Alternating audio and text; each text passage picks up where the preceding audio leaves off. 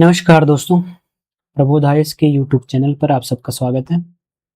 जैसे कि आप सब जानते हैं कि हमने उत्तराखंड की स्पेशल सीरीज़ शुरू की है, जिस सीरीज़ के माध्यम से हम उत्तराखंड के कुछ जो महत्वपूर्ण टॉपिक हैं, उन टॉपिकों को कवर कर रहे हैं।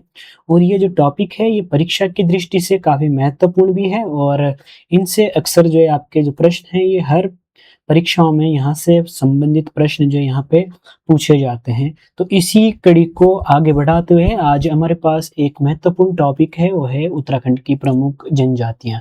उत्तराखंड की जो जनजातियाँ हैं, इन जनजातियों से संबंधित, इनके त्योहारों से संबंधित या फिर देवी-देवताओं से संबंधित अक्सर जो है प्रश्न हमारी परीक्षाओं में देखे जाते हैं। तो इसी अ, कारण से जो है ये टॉपिक हम आज कवर कर रहे हैं, इसके भी जितने पहलू हैं, उन पहलुओं को समझने का प्रयास करेंगे और इस टॉपिक को जो है यहाँ पे पूरा करने का प्रयास करेंगे। तो सबसे पहले अगर हम बात करते हैं यहाँ पे उत्तराखंड की प्रमुख जनजातियों की, तो यहाँ पे हमारे पास जो कई जनजातियाँ हैं, उन जनजातियों के बारे में हम समझेंगे। तो उससे पहले यहाँ पे अगर कभी प्रश्न बनता है, अभी हाल ही में क्या है कि 2021 में यहाँ पे जो है जनजातीय गौरव दिवस मनाना प्रारंभ किया गया है, तो ये एक महत्वपूर्ण तथ्य बन जाता है यहाँ से। अगर बात करते हैं तो ये दिवस जो है 15 नवंबर को यहाँ पे मनाया जाता है। 15 नवंबर को जो झारखंड के एक आदिवासी थे, बिरसा मुंडा, जिनको वर्तमान में झारखंड में इनको जो है भगवान का दर्जा दिया गया है, यानी इनको भगवान माना जाता है। उस समय भी जो इनको भगवान माना जाता था, तो इनके जन्म उत्सव के उपलक्ष्य में यहाँ पर जो है ये जनजातीय गौरव दिवस जो है 15 नवंबर को मनाया जाता है। तो अब हम जो बात करते हैं यहाँ पे उत्तराखंड के संबंध में बात करते हैं, तो यहाँ पे क्या है कि दरअसल जो उत्तराखंड है, उत्तराखंड एक पहाड़ी राज्य है और यहाँ पे जो समाज है, ये अलग-अलग भागों में बँटा हुआ है। यहाँ पे अगर आप देखेंगे तो हर क्षेत्र की जो संस्कृति है, यहाँ का जो धर्म है, उनमें जो है कहीं न कहीं कुछ न कुछ जो है अंतर दिखाई पड़ता है। और इसी में से जो है कुछ जनजातियाँ भी हैं, जो कि अपनी प्राचीन जो परंपराएँ हैं, उन परंपराओं को क्या है, समेटे हुए हैं, उनको जो है उन्हीं परंपराओं में आज भी जो है ये अपने आप को जो है आगे बढ़ा रही हैं। इनको जो है यहाँ पे जनजातियों का दर्जा दिया गया है।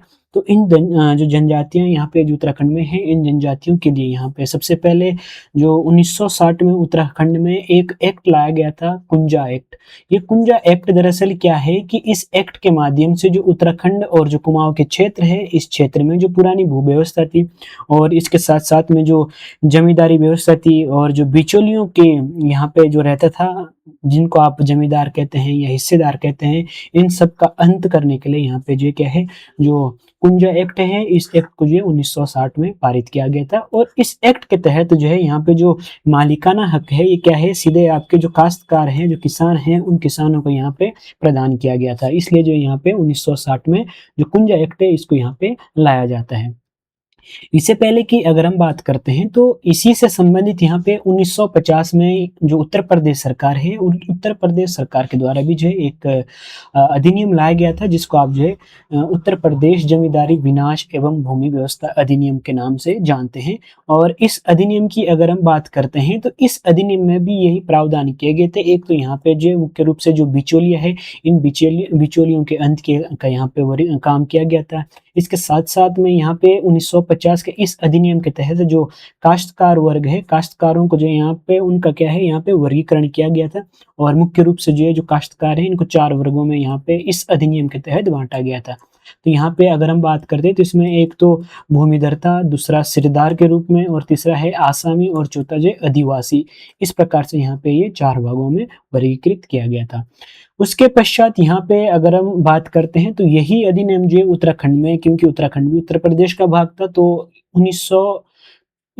1950 के जो ये अधिनियम है, इस अधिनियम में जो है यहाँ पे उत्तराखंड में 2021 में जो इसमें संशोधन किया गया था और इस संशोधन के माध्यम से जो महिलाएँ हैं, महिलाओं को जो है जो पैतृक संपत्ति है, उस पैतृक संपत्ति में जो है उनको सह खातेदार बनाने का यहाँ पे प्रावधान किया गया है। सह खातेदार का जो यहाँ पे आशय है, वो ये है कि अगर कोई महिला शादी करती है, तो शादी के बाद जो है जो उसके पति होते हैं, उस पति के साथ जो है यहाँ पे महिला का नाम जुड़ना आवश्यक है। साथ-साथ में जो है उसकी संपत्ति होती है, उस संपत्ति में जो क्या है, पत्नी का नाम जुड़ जाएगा। और अगर यहाँ पे क्या होता है कि अगर इनके बीच में तलाक हो जाता है, तलाक की स्थिति होती है, तो ऐसी स्थिति में भी जो महिला होती है, महिला को यहाँ पे क्या है, संपत्ति में अधिकार दिया जाएगा।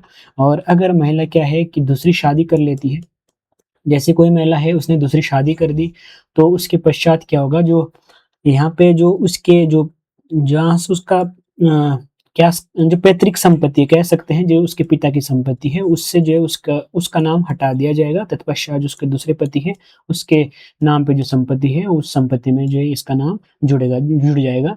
तो ये जो यहाँ पे जो अधिनियम लाया गया था, इसका मुख्य उद्देश्य यहाँ पे आपका जो महिलाएँ हैं, उनको जो यहाँ पे आर्थिक संरक्षण प्रदान करने के लिए यहाँ पे मुख्य रूप से ये संशोधन लाया गया है। इसके अलावा जैसे कि आप जानते हैं कि जो उत्तराखंड है, उत्तराखंड में मुख्य रूप से जो पलायन है, पलायन यहाँ पे बहुत अधिक देखा जाता है। जो घर के पुरुष है, ये ज़्यादातर क्या है, राज्य से जो बाहर रहते हैं, और ऐसी स्थिति में जो यहाँ पे खेती-बाड़ी है, ज़्यादातर महिलाएँ संभालती हैं। इसलिए जो है ये कानून को यहाँ पे क्या है, इस कानून में यहाँ पे संशोधन किया गया है।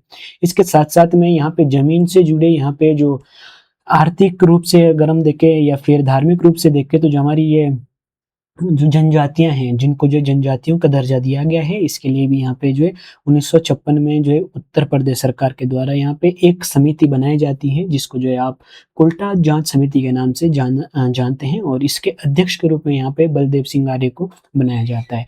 जो कोल्टा समिति होती है, इस कोल्टा समिति का जो मुख्य उद्देश्य है, ये रहता है जो जौनसार बावर का क्षेत्र है, यहाँ पे क्या है, और इसके साथ-साथ में जिसके आस-पास के जो पर्वतीय क्षेत्र है, यहाँ पे इन समुदायों की जो आर्थिक स्थिति, सामाजिक स्थिति, इसके अलावा यहाँ पे बंधुआ मज़दूरी के संबंध में रिपोर्ट, ऋणग्रस्तता से संबंधित रिपोर्ट, इन सब की जाँच करने के लिए यहाँ पे जो है ये कोल्टा समिति बनाई गई थी। और उसके बाद यहाँ पे इसी से संबंधित जो है 1965 में केंद्र सरकार जो है, जो जनजातियाँ हैं, जनजातियों की पहचान करने के लिए यहाँ पे एक समिति का गठन करती है, जिस समिति को जो है यहाँ पे नाम दिया जाता है लोकर समिति। और इस समिति का जो कार्य रहता है, वो है कि जनजातियों की पहचान करना। यहाँ पे क्या है, अलग-अलग जनजातियों का यहाँ पे अध्ययन करते हैं, और उसके पश्चात यहाँ पे जो है, जो लोकर समिति है, यहाँ पे क्या है, केंद्र सरकार को अपनी रिपोर्ट सौंपती है, और उस रिपोर्ट में जो प्रमुख रूप से जो पिछड़े लोग हैं, जो अपने अभी तक जो पारंपरिक चीज़ों को लेके आगे बढ़ रहे हैं, और जो आर्थिक रूप से काफ़ी पिछड़े भी हैं, उन सब के लिए जो यहाँ पे ये उन सबको जो यहाँ पे जनजातियों का दर्जा दिया जाता है। और इसी संबंध में जो उत्तराखंड है, उत्तराखंड में भी 5 5 जातियाँ हैं, इनको यहाँ पे जनजाति का दर्जा दिया जाता है। इनमें से अगर हम बात करते हैं, तो एक आपकी थारू जनजाति है, इसके साथ-साथ में दूसरी जौनसारी है, और जौनसारी के अलावा यहाँ पे भोटिया, बोक्सा और राजी, ये जो 5 जनजातियाँ हैं, इनको जो है यहाँ पे जनजातियों की श्रेणी में रखा जाता है। अगर हम बात करते हैं थारू की, तो थारू जो है उत्तराखंड में सबसे बड़ा जनजातीय समुदाय है। यहाँ पे जो है इनकी जो जनसंख्या है, ये यहाँ पे 91,342 इनकी जो है 2011 की जनगणना के अनुसार जो है पॉपुलेशन है। वहीं जो दूसरे नंबर की हमारे पास जो बड़ी जनजाति देखने को मिलती है, वो है जौनसारी, जिसकी जो पॉपुलेशन है, जनसंख्या है, ये है 88,664। और अगर हम भोटियाओं की बात करते हैं, तो भोटिया भी जो है उत्तराखंड में तीसरे नंबर पे ये सबसे बड़ी जनजाति है, जिनकी जो जनसंख्या है, ये है 54,037। वहीं जो बोक्सा है, बोक्सा की संख्या है 39,106 लोग, और सबसे कम जो है यहाँ पे, वो है राजी जनजाति, जिनकी संख्या यहाँ पे जो है 690 देखने को मिलती है। इसके साथ-साथ में जो यहाँ पे जो बोक्सा और राजी जनजातियाँ हैं, ये जो है यहाँ पे इनको आदिम जनजाति का दर्जा भी दिया गया है। दरअसल जो ये जनजातियाँ हैं, ये दोनों जनजातियाँ अभी काफ़ी पिछड़ी हुई जनजातियाँ हैं, इसलिए जो इनको यहाँ पे आदिम जनजाति की श्रेणी में रखा गया है। सरकार के द्वारा यहाँ पे राजी जनजाति को जो है यहाँ पे इसको संरक्षण देने के लिए जो इसको आदिम जनजाति का दर्जा दिया गया है। अभी जिस प्रकार से इसकी जनसंख्या है, उसमें कमी आ रही है, उसके लिए जो है इस जनजाति को बचाने के लिए काफ़ी यहाँ पे सरकार के द्वारा प्रयास किए गए हैं। यहाँ पे जो इनकी जनसंख्या कम होने का कारण है, वो है यहाँ पे कुपोषण। कुपोषण के कारण जो इनकी जनसंख्या है, ये इतनी कम रह गई है। अब यहाँ पे जो कुछ छोटे-छोटे प्रश्न जो जनजातियाँ हैं, इनसे बनते हैं, तो सबसे पहले यहाँ पे कभी-कभार यहाँ पे प्रश्न पूछे जाते हैं, इनकी जो राज्य में जो विधानसभा सीटें हैं, विधानसभा सीटों के में यहाँ पे जो जो जनजातियाँ हैं, इनके लिए यहाँ पे 2 सीटें आरक्षित रखी गई हैं। एक जो चकराता है देहरादून में, वहीं जो उधम सिंह नगर है, उधम सिंह नगर के नानक मत्ता की जो सीट है, यहाँ पे जो एसटी जनसंख्या है, उसके लिए यहाँ पे आरक्षित रखी गई है। अब यहाँ पे इनकी जो जनसंख्या है, एसटी की जो जनजातियाँ हैं, बात करते हैं इनकी, तो सर्वाधिक संख्या में अगर हम देखते हैं, तो सबसे अधिक संख्या में हमको जो है उधम सिंह नगर में यहाँ पे देखने को मिलती है, और दूसरे नंबर पे जो सबसे अधिक जनजातियाँ निवास करती है, वो है आपके देहरादून में।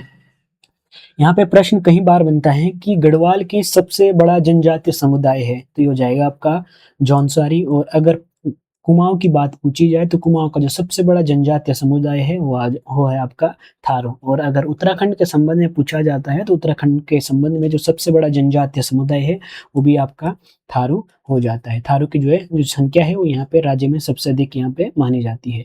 अब यहाँ पे अगर हम जिलों की बात करते हैं तो सबसे कम जनसंख्या निवास करती है रुद्रप्रयाग में। यहाँ पर जो है अगर हम बात करते हैं तो कुल 386 लोग जो है निवास करते हैं। उसके बाद जो टिहरी है, टिहरी में भी यहाँ पे जो हमको कम जनसंख्या में आपको जनजातीय लोग देखने को मिलते हैं।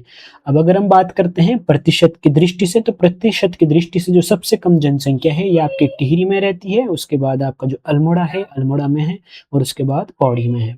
यानी न्यूनतम सबसे कम टिहरी, फिर अल्मोड़ा, फिर पौड़ी। अगर हम शिक्षित एसटी जनसंख्या की बात करते हैं, ये आंकड़ा दरअसल 2011 की जनगणना के अनुसार है। तो यहाँ पे जो सबसे अधिक शिक्षित जनसंख्या है आपकी एसटी की, वो है आपके रुद्रप्रयाग में। और अगर सबसे कम शिक्षित एसटी पॉपुलेशन की बात करते हैं तो ये आपके हरिद्वार जनपद में यहाँ पे जो है सबसे कम शिक्षित जनसंख्या रहती है।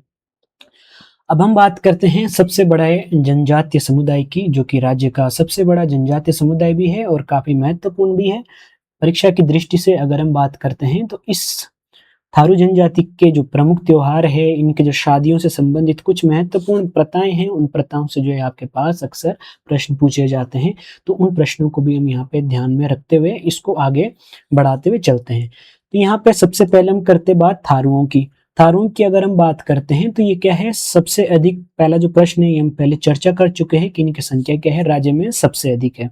दूसरी बात करते हैं इनकी निवास की। तो जो 90% थारू लोग हैं ये आपके उधम सिंह नगर में निवास करते हैं। अब उधम सिंह नगर की बात करते हैं तो यहाँ पे जो खटीमा है, किच्छा है, नानकमत्ता है और सितारगंज है, इन ब्लॉकों के जो 141 गांवों में क्या है आपकी थारू जनजाति निवास करती है। इसके अलावा अगर आप कह सकते हैं जो तराई और बाबर का क्षेत्र है, इस क्षेत्र में आपकी थारू जनजाति रहती है। और साथ साथ में जो उत्तर प्रदेश है और बिहार है, इसके साथ साथ जो नेपाल है, इन क्षेत्रों में भी जो थारू जनजाति है ये यहाँ पे निवास करती है। अब यहाँ पे अगर हम बात करते हैं तो ये हमारे पास एक रिपोर्ट है, ये है 1867-68 की जो रिपोर्ट है। इस रिपोर्ट के अनुसार कहा गया है कि जो थारू लोग हैं ये मुख्य रूप से क्या है, इनकी जो शब्द, अगर हम थारू शब्द की उत्पत्ति की बात करते हैं तो इसका मतलब होता है तरुआ। यानी तरुआ जो शब्द है इसका अर्थ होता है भिगना, यानी भीगा हुआ आप कह सकते हैं, यानी अतिवृष्टि वाला क्षेत्र, या जिसको आप कह सकते हैं दलदली वाला क्षेत्र। तो यहाँ पे इनका संबंध क्या है, अतिवृष्टि या दलदली वाले क्षेत्र से माना जाता है।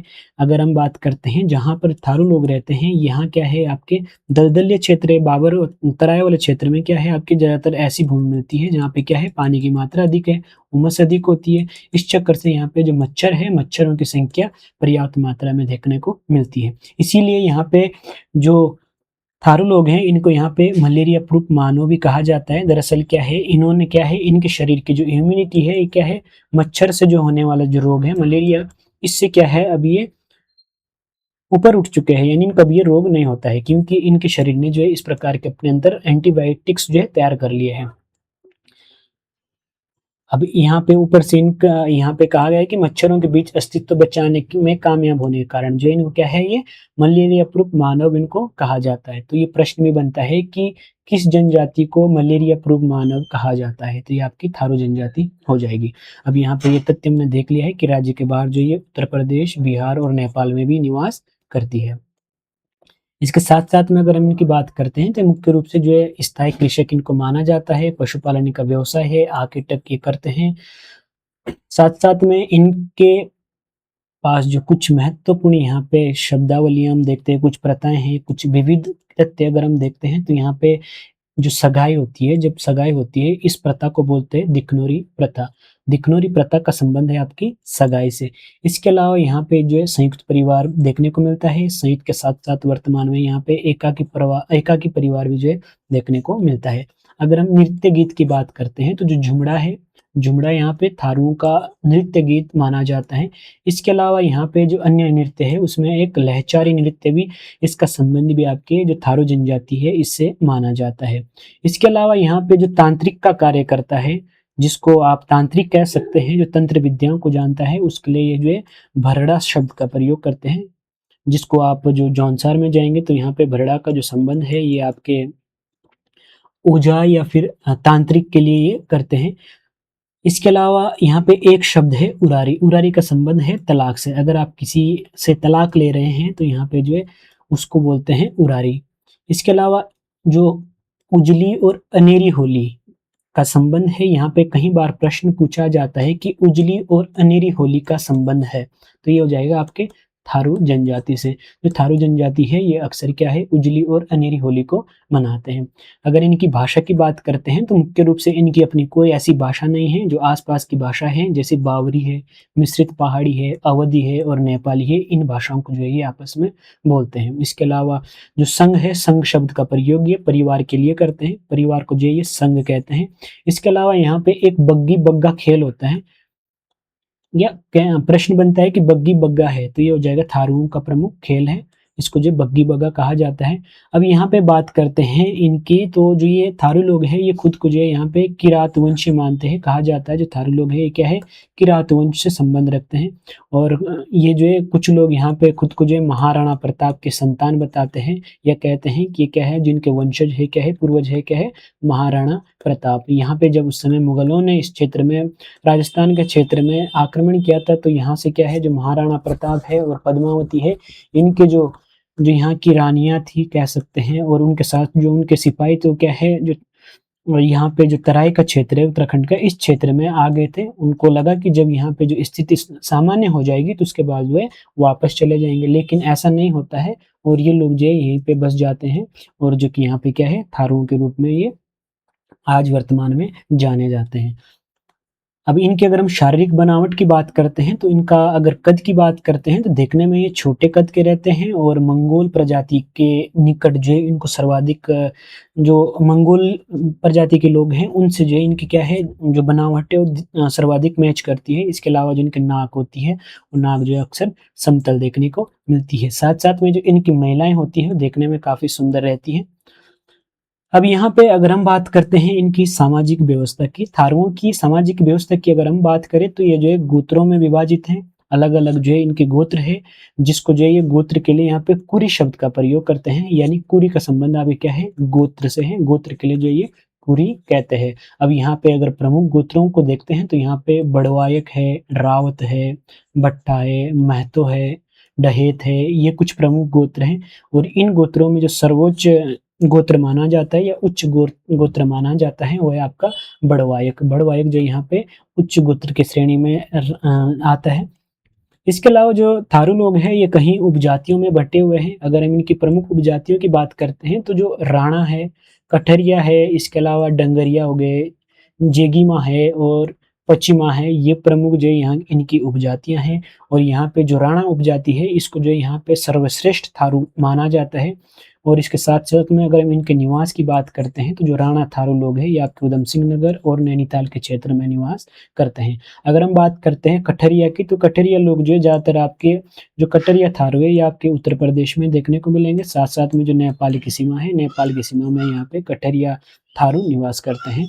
वहीं अगर हम पश्चिम महाथारुओं की बात करते हैं तो ये जो गोरखपुर का क्षेत्र है, गोरखपुर के क्षेत्र में आपके पश्चिम महाथारू लोग निवास करते हैं। यहाँ पे अगर हम बात करते हैं इनके जो पुरुष लोग हैं थारुओं के, इनके सिर में अक्सर आप देखेंगे तो ये चोटी बाल की क्या मतलब जो यहाँ पे सिर में चोटी रखते हैं, जो कि मुख्य रूप से यहाँ पे हिंदुत्व का प्रतीक माना जाता है। इसके अलावा यहाँ पे जो परिवार होता है, परिवार को चलाने के लिए क्या है, ये एक मुखिया का चयन करते हैं। जो घर का सबसे योग्य पुरुष होता है उसका ये चयन करते हैं, जिसको जो यहाँ पे गंदूर कहा जाता है। तो इसका मतलब हो गया कि परिवार का मुख्य व्यक्ति, इसके लिए यहाँ पे गंदूर शब्द का प्रयोग किया जाता है। इसी प्रकार से जो महिला मुखिया होती है उसको बोलते हैं गंदुरेण या फिर मालकिन। गंदुरेण शब्द प्रयोग किया गया है या मालकिन ये शब्द किया गया है महिला मुखिया के लिए। जो परिवार की महिला मुखिया होती है उसको यहाँ पे गंदुरेण कहा जाता है, गंदूर कहा जाता है। परिवार को चलाने वाला जो मुखिया होता है उसको गंदूर कहा जाता है और महिला को बोलते हैं गंदुरेण। ये मैं इसलिए दोहरा रहा हूँ क्योंकि ये शब्दावलियाँ जो अक्सर परीक्षाओं में पूछी जाती है। अब यहाँ पे जो थारू लोग हैं, थारुओं में कुछ विवाह पद्धतियाँ पाई जाती हैं और इन विवाह पद्धतियों से जो है अक्सर प्रश्न पूछे जाते हैं। इनमें एक सबसे पहली अगर हम बात करते हैं, एक इनमें देखा जाता है बदला विवाह प्रथा। हालाँकि वर्तमान में धीरे-धीरे ये प्रथा समाप्त हो गई है, लेकिन अभी भी कहीं-कहीं जो है आपको थारुओं में ये बदला विवाह प्रथा देखने को मिलती है। अब बदला विवाह प्रथा में क्या होता है कि अगर कहीं 2 परिवारों के बीच में विवाह यहाँ पे हो रहा है, यहाँ पे अगर एक लड़की है, एक लड़का है, यहाँ भी एक लड़की है, एक लड़का है। तो यहाँ जो लड़की है, ये लड़की की शादी यहाँ लड़के से कर दी जाती है और इस इधर की जो लड़की है, इस लड़की की शादी यहाँ के लड़के से कर दी जाती है। यानी यहाँ पे क्या है, बहनों का आदान-प्रदान किया जाता है एक-दूसरे के साथ। लेकिन अब इस जो बदला विवाह प्रथा है, इसकी जगह अब एक नई प्रथा जो वहाँ पे है, वो है टिकटी प्रथा। अब ये 3 टिकटी प्रथा क्या हो गया है कि यहाँ पे क्या हो गया, जो यहाँ पे जो 2 परिवार है, यहाँ पे मनावाद यहाँ से विवाह कर रहा है, ये लड़का है और ये लड़की है। अब यहाँ जो लड़की का भाई है, इसके लिए भी यहाँ लड़का चाहिए, यहाँ लड़की चाहिए, तो जो लड़का होता है, यहाँ पे ये परिवार है, इसके जो सगे-संबंध में कोई रिश्तेदारी में अगर कोई लड़की है, तो यहाँ पे क्या है, इसके विवाह जो है इसके साथ करा दिया जाता है और इसको जो है आप यहाँ पे क्या है, 3 टिकटी प्रथा के नाम से जाना जाता है। इसके साथ-साथ में विवाह से संबंधित एक शब्द और है, वो है मंजपतिया। मंजपतिया का जो मुख्य रूप से आप कह सकते हैं, इसको आप पंडित कह सकते हैं या फिर आप कह सकते हैं जो कि आपस में क्या करता है, मध्यस्थता का कार्य करता है। यानी 2 परिवारों के बीच में विवाह से संबंधित क्या है, मध्यस्थता कराता है, उसको जो है यहाँ पे मंजपतिया कहा जाता है। इसके साथ-साथ में जब जो है यहाँ पे जो विवाह है, अगर दोनों परिवारों के मध्य या दोनों पक्षों के मध्य अगर विवाह तय करना होता है, तो उसको बोलते हैं पक्की पौड़ी। और जब ये सब हो जाता है कि हाँ जी, अब जब बात बन गई है, तो जब सगाई की रस्म होती है, उस सगाई को रस्म को यहाँ पे अपना और पराया नाम से जाना जाता है। अगर अपना पराया है, तो ये हो गया आपकी सगाई की रस्म। इसके बाद अगर विवाह की तिथि तय करने की जो रस्म होती है, उसको यहाँ पे बात कट्टी नाम से जानते हैं। इसके लिए जो यहाँ पे बात कट्टी शब्द का प्रयोग किया गया है। तो यहाँ पे अगर मंजपतिया की बात आए, तो विवाह में मध्यस्थता कराने वाला है। पक्की पौड़ी का मतलब है कि दोनों के बीच जो है, पक्षों के मध्य क्या है, जो विवाह है, विवाह तय करने को जो है यहाँ पे पक्की पौड़ी कहा गया है। और जो अपना पराया है, ये एक सगाई की रस्म है। इसके अलावा बात कट्टी का मतलब है विवाह की तिथि तय करने वाली रस्म, जिसमें जो है यहाँ निकाला जाता है कि इतनी तारीख को जो है विवाह किया जाएगा। अब यहाँ पे जो इनके थारुओं के विवाह है, ये मुख्य रूप से जो माघ का महीना होता है, माघ या फिर जो फुलेरा दूज होता है, इस दौरान जो है ज़्यादातर जो थारू विवाह है यहाँ पे कराए जाते हैं या इस दौरान जो है ये लोग विवाह करते हैं। यहाँ पर एक प्रथा और है, इसको बोलते हैं चाला प्रथा। दरअसल क्या होता है, थारुओं में जब विवाह होता है, तो विवाह के बाद जो लड़की पुनः जो है अपने मायके में चली जाती है और उसके पश्चात जब ये लड़की परमानेंटली यानी स्थायी रूप से जो है अब क्या है, अपने परिवार को छोड़ के जो है क्या है, अपने ससुराल जाती है, तो इस प्रथा को बोलते हैं चाला प्रथा। इसके अलावा यहाँ पे हमारे पास जो और चीज़ है, इसमें यहाँ पे एक है विधवा विवाह का प्रचलन। अगर हम थारुओं की बात करते हैं ना, थारुओं में जो है यहाँ पे विधवा विवाह भी होता है, यानी अगर किसी महिला का पति मर जाता है, तो वहाँ पे जो महिला है वो दूसरी शादी कर सकती है और जब वो दूसरी शादी करती है, तो जो उसके पिता होते हैं लड़की के, तो लड़की के पिता यहाँ पे क्या करते हैं, अपने जो सगे संबंधी होते हैं या जो कुटुंब के लोग होते हैं, अपनी बिरादरी के लोग, उनको वहाँ पे भोज कराते हैं, जिस भोज को यहाँ पे लठ भरवा भोज के नाम से जानते हैं। लठ भरवा भोज क्या है, विधवा विवाह होने पर जो है, जो लड़की के पिता है वो क्या है, अपनी बिरादरी को जो क्या है भोजन करवाते हैं, जिसको क्या नाम दिया गया है, लठ भरवा भोज। अब यहाँ पे जो विधवा विवाह है, ये भी अलग अलग प्रकार के हैं। यहाँ पे अगर हम बात करते हैं, तो मुख्य रूप से हमको जो है थारुओं में 2 प्रकार के विधवा विवाह देखने को मिलते हैं। इसमें एक का नाम है चुटकटा और दूसरा है उठान विवाह। ये दोनों जो विवाह है यहाँ पे क्या है, विधवा विवाह से संबंधित ये माने जाते हैं, चुटकटा और उठान विवाह। अब यहाँ पे जो महिलाएं हैं, अगर उसकी पुरुष के साथ अच्छे संबंध नहीं है या उसका जो पुरुष है उससे लड़ाई झगड़े करता है, तो यहाँ पे महिला को अधिकार दिया गया है कि महिला क्या है, उसके साथ जो है तलाक कर सकती है, उससे दूर जा सकती है। तो यहाँ पे जो तलाक है, तलाक के लिए यहाँ पे उरारी शब्द का प्रयोग किया जाता है। उरारी यानी जो महिलाओं को यहाँ पे क्या है, पुरुष से अलग होने का अधिकार है, इसको यहाँ पे उरारी कहा जाता है। अब यहाँ पे जब विवाह होता है तो विवाह के समय जो यहाँ पे कहीं सारे क्या है रीतियाँ देखने को मिलती है, संस्कार देखने को मिलते हैं, रस्म देखने को मिलते हैं। अगर आप कहीं भी जाएंगे तो विवाह में अलग अलग रस्में देखने को मिलती है। तो यहाँ पे थारुओं में भी कुछ प्रमुख रस्में हैं, जैसे कि एक है शुरुआत में चूल्हा बैठान प्रथा है। फिर उसके बाद में जो इनका जो मुख्य देवता है भूमिया देवता, उसका पूजन होता है, भूमिया पूजन का कार्य चलता है। फिर सर देना ये एक प्रथा है। फिर उसके बाद यहाँ पे तेल चढ़ावा की प्रथा होती है। फिर यहाँ पे पहरावा की प्रथा होती है, इसके साथ साथ में भोणी प्रथा होती है। फिर जब ये हो जाता है फिर उसके बाद एक जो कन्यादान की प्रथा है वो चलती है। फिर यहाँ पे भंवर, ये सब क्या है यहाँ पे इनके प्रमुख रस्में हैं जो कि विवाह के समय ये संपन्न कराए जाते हैं। अब इसके अलावा हम बात करते हैं इनकी वेशभूषा की, जो साथ साथ में इनके जो भोजन है उसकी बात करते हैं। तो यहाँ पे अगर मैं पुरुषों की बात करते हैं तो जो पुरुष लोग हैं इनका जो परंपरागत वस्त्र है जिसको अक्सर ये पहने रहते हैं वो है यहाँ पे लंगोटी। और अगर हम इनके मुख्य भोजन की बात करते हैं तो इनका जो मुख्य भोजन है वो है चावल और मछली। ये जो यहाँ पे थारुओं का मुख्य भोजन माना जाता है। अगर मुख्य पेय की बात करते हैं जिसको यहाँ पे क्या है नशे के रूप में लेते हैं, तो उसमें आता है आपका तंबाकू और तंबाकू के साथ साथ में मदिरा। इसके अलावा जो थारू लोग हैं ये क्या है चावल से एक मदिरा तैयार करते हैं जिसको जो ये जाड़ कहते हैं। अगर यहाँ पे जाड़ शब्द पूछा जाए तो जाड़ का संबंध क्या है, चावल से निर्मित मदिरा। और ये किसके द्वारा, कौन से जनजाति के द्वारा यूज होती है, तो हो जाएगा आपके थारू जनजाति के लोगों के द्वारा यहाँ पे जाड़ जो कह सकते हैं आप, या फिर जार मदिरा भी कह सकते हैं, या जाड़ जो चावलों से निर्मित मदिरा है इसको यहाँ पे कहा गया है। इसके अलावा यहाँ पे अगर हम बात करते हैं तो जो पुरुष वर्ग है, पुरुष वर्ग को यहाँ पे क्या है जहाँ भोजन बनता है उस जगह में जाने का अधिकार नहीं है। यानी कह सकते कि जो गांव में रसोइयाँ बनी होती है, रसोई में यहाँ पे जो पुरुष है पुरुष नहीं जा सकता है। इसके अलावा यहाँ पे जो वनों में आकेट है यानी शिकार करने के लिए जो वनों में जाते हैं उसको बोलते हैं खावर। खावर शब्द प्रयोग करते हैं आखेट करने के लिए या शिकार करने के लिए।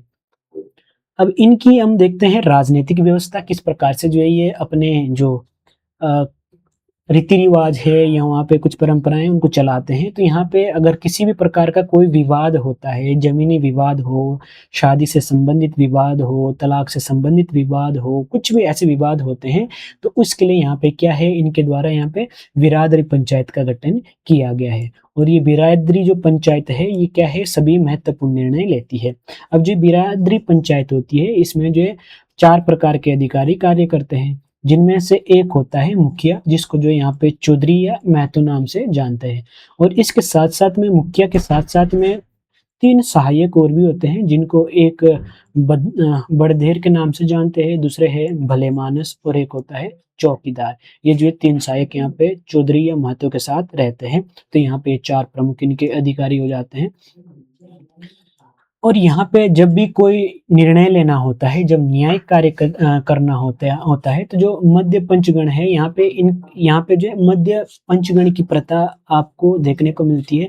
इस मध्य पंचगण प्रथा में क्या होता है कि यहाँ पे क्या करते हैं जब भी कोई ऐसा निर्णय लेना होता है तो जितने भी ये 4 अधिकारी लोग बैठे होते हैं ये क्या है सबसे पहले इनको मदिरा पिलाई जाती है। मदिरा घूट के साथ क्या है जो यहाँ पे जो जिस विषय पर ये मीटिंग बुलाई जाती है उस पर क्या है तर्क वितर्क करते हैं।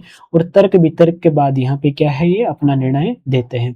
इसको बोलते हैं यहाँ पे मध्य पंचगण की प्रथा, और ये पाई जाती है आपके थारुओं में। अब इनके अगर हम बात करते हैं त्योहारों की बात करते हैं तो यहाँ पे जो मुख्य त्योहार है वो है यहाँ पे बजहर। बजहर त्योहार की बात करते हैं तो बैसाख या फिर ज्येष्ठ महीने में यहाँ पे बजहर त्योहार मनाया जाता है। तो याद रखेंगे बजहर त्योहार जो यहाँ पे थारुओं से संबंधित है। इसके अलावा जो दीपावली है, दीपावली को जो है थारू लोग यहाँ पे शोक पर्व के रूप में मनाते हैं। इसके पीछे अगर हम देखते हैं तो अलग अलग कहावतें हैं, अलग अलग बातें की जाती है क्यों जो है ये जो थारू लोग हैं यहाँ पे जो दीपावली है इसको शोक पर्व के रूप में मनाते हैं। इसके अलावा जो इनका मुख्य त्योहार है वो है होली। अगर बात करते हैं यहाँ पे होली की तो जो थारू लोग हैं ये होली को 1 महीने 8 दिन तक जो है ये इसको मनाते हैं। और इस दौरान यहाँ पे जो मुख्य वाद्य यंत्र है जो होली में बजाया जाता है वो है ढोल और झांझ। ये प्रश्न कई बार बनता है कि होली में थारुओं द्वारा प्रयोग किए जाने वाले मुख्य वाद्य यंत्र है तो यहाँ पे आएगा ढोल और झांझ।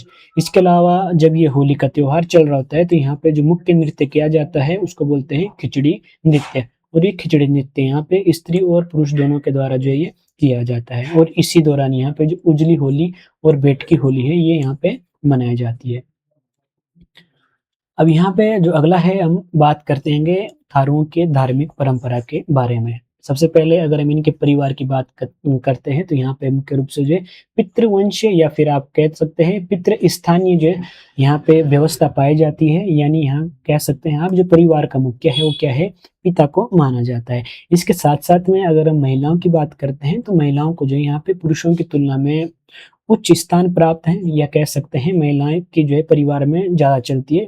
ऐसा इसलिए माना जाता है कि जो महिलाएं हैं ये महिलाएं खुद को यहाँ पे जो चित्तौड़ की महारानी पद्मावती है जिसके हम पहले जिक्र कर रहे थे, ये जो है अपने आप को महारानी पद्मावती की क्या है वंशज मानते हैं।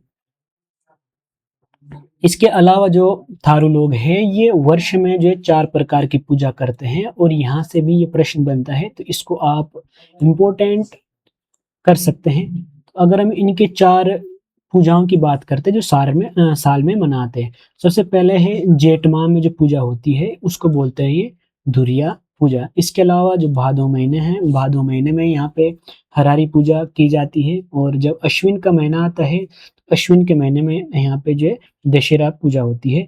इसके बाद जो धान काटने पर जब धान काटा जाता है उस समय यहाँ पे जो है लेवांगी पूजा की जाती है। तो यहाँ पे जो ये 4 महत्वपूर्ण पूजा है जो ये वर्ष में करते हैं। एक है जेठ माह में धुरिया पूजा, भादो माह में हरारी पूजा और अश्विन के महीने में यहाँ पे दशहरा पूजा कराई जाती है। और धान काटने पर जो यहाँ पे लेवांगी पूजा जो इनके द्वारा कराई जाती है। यहाँ पे जो हरिया पूजा है, हरिया पूजा मुख्य रूप से जब धान की बुआई होती है तो धान की बुआई के बाद यहाँ पे हरिया पूजा की जाती है। और जो दशहरा है, दशहरा की पूजा यहाँ पे नवरात्रों में इनके द्वारा की जाती है। अगर हम इनके धर्म की बात करते हैं तो मुख्य रूप से जो थारू लोग हैं ये जो है आपके हिंदू धर्म को मानते हैं।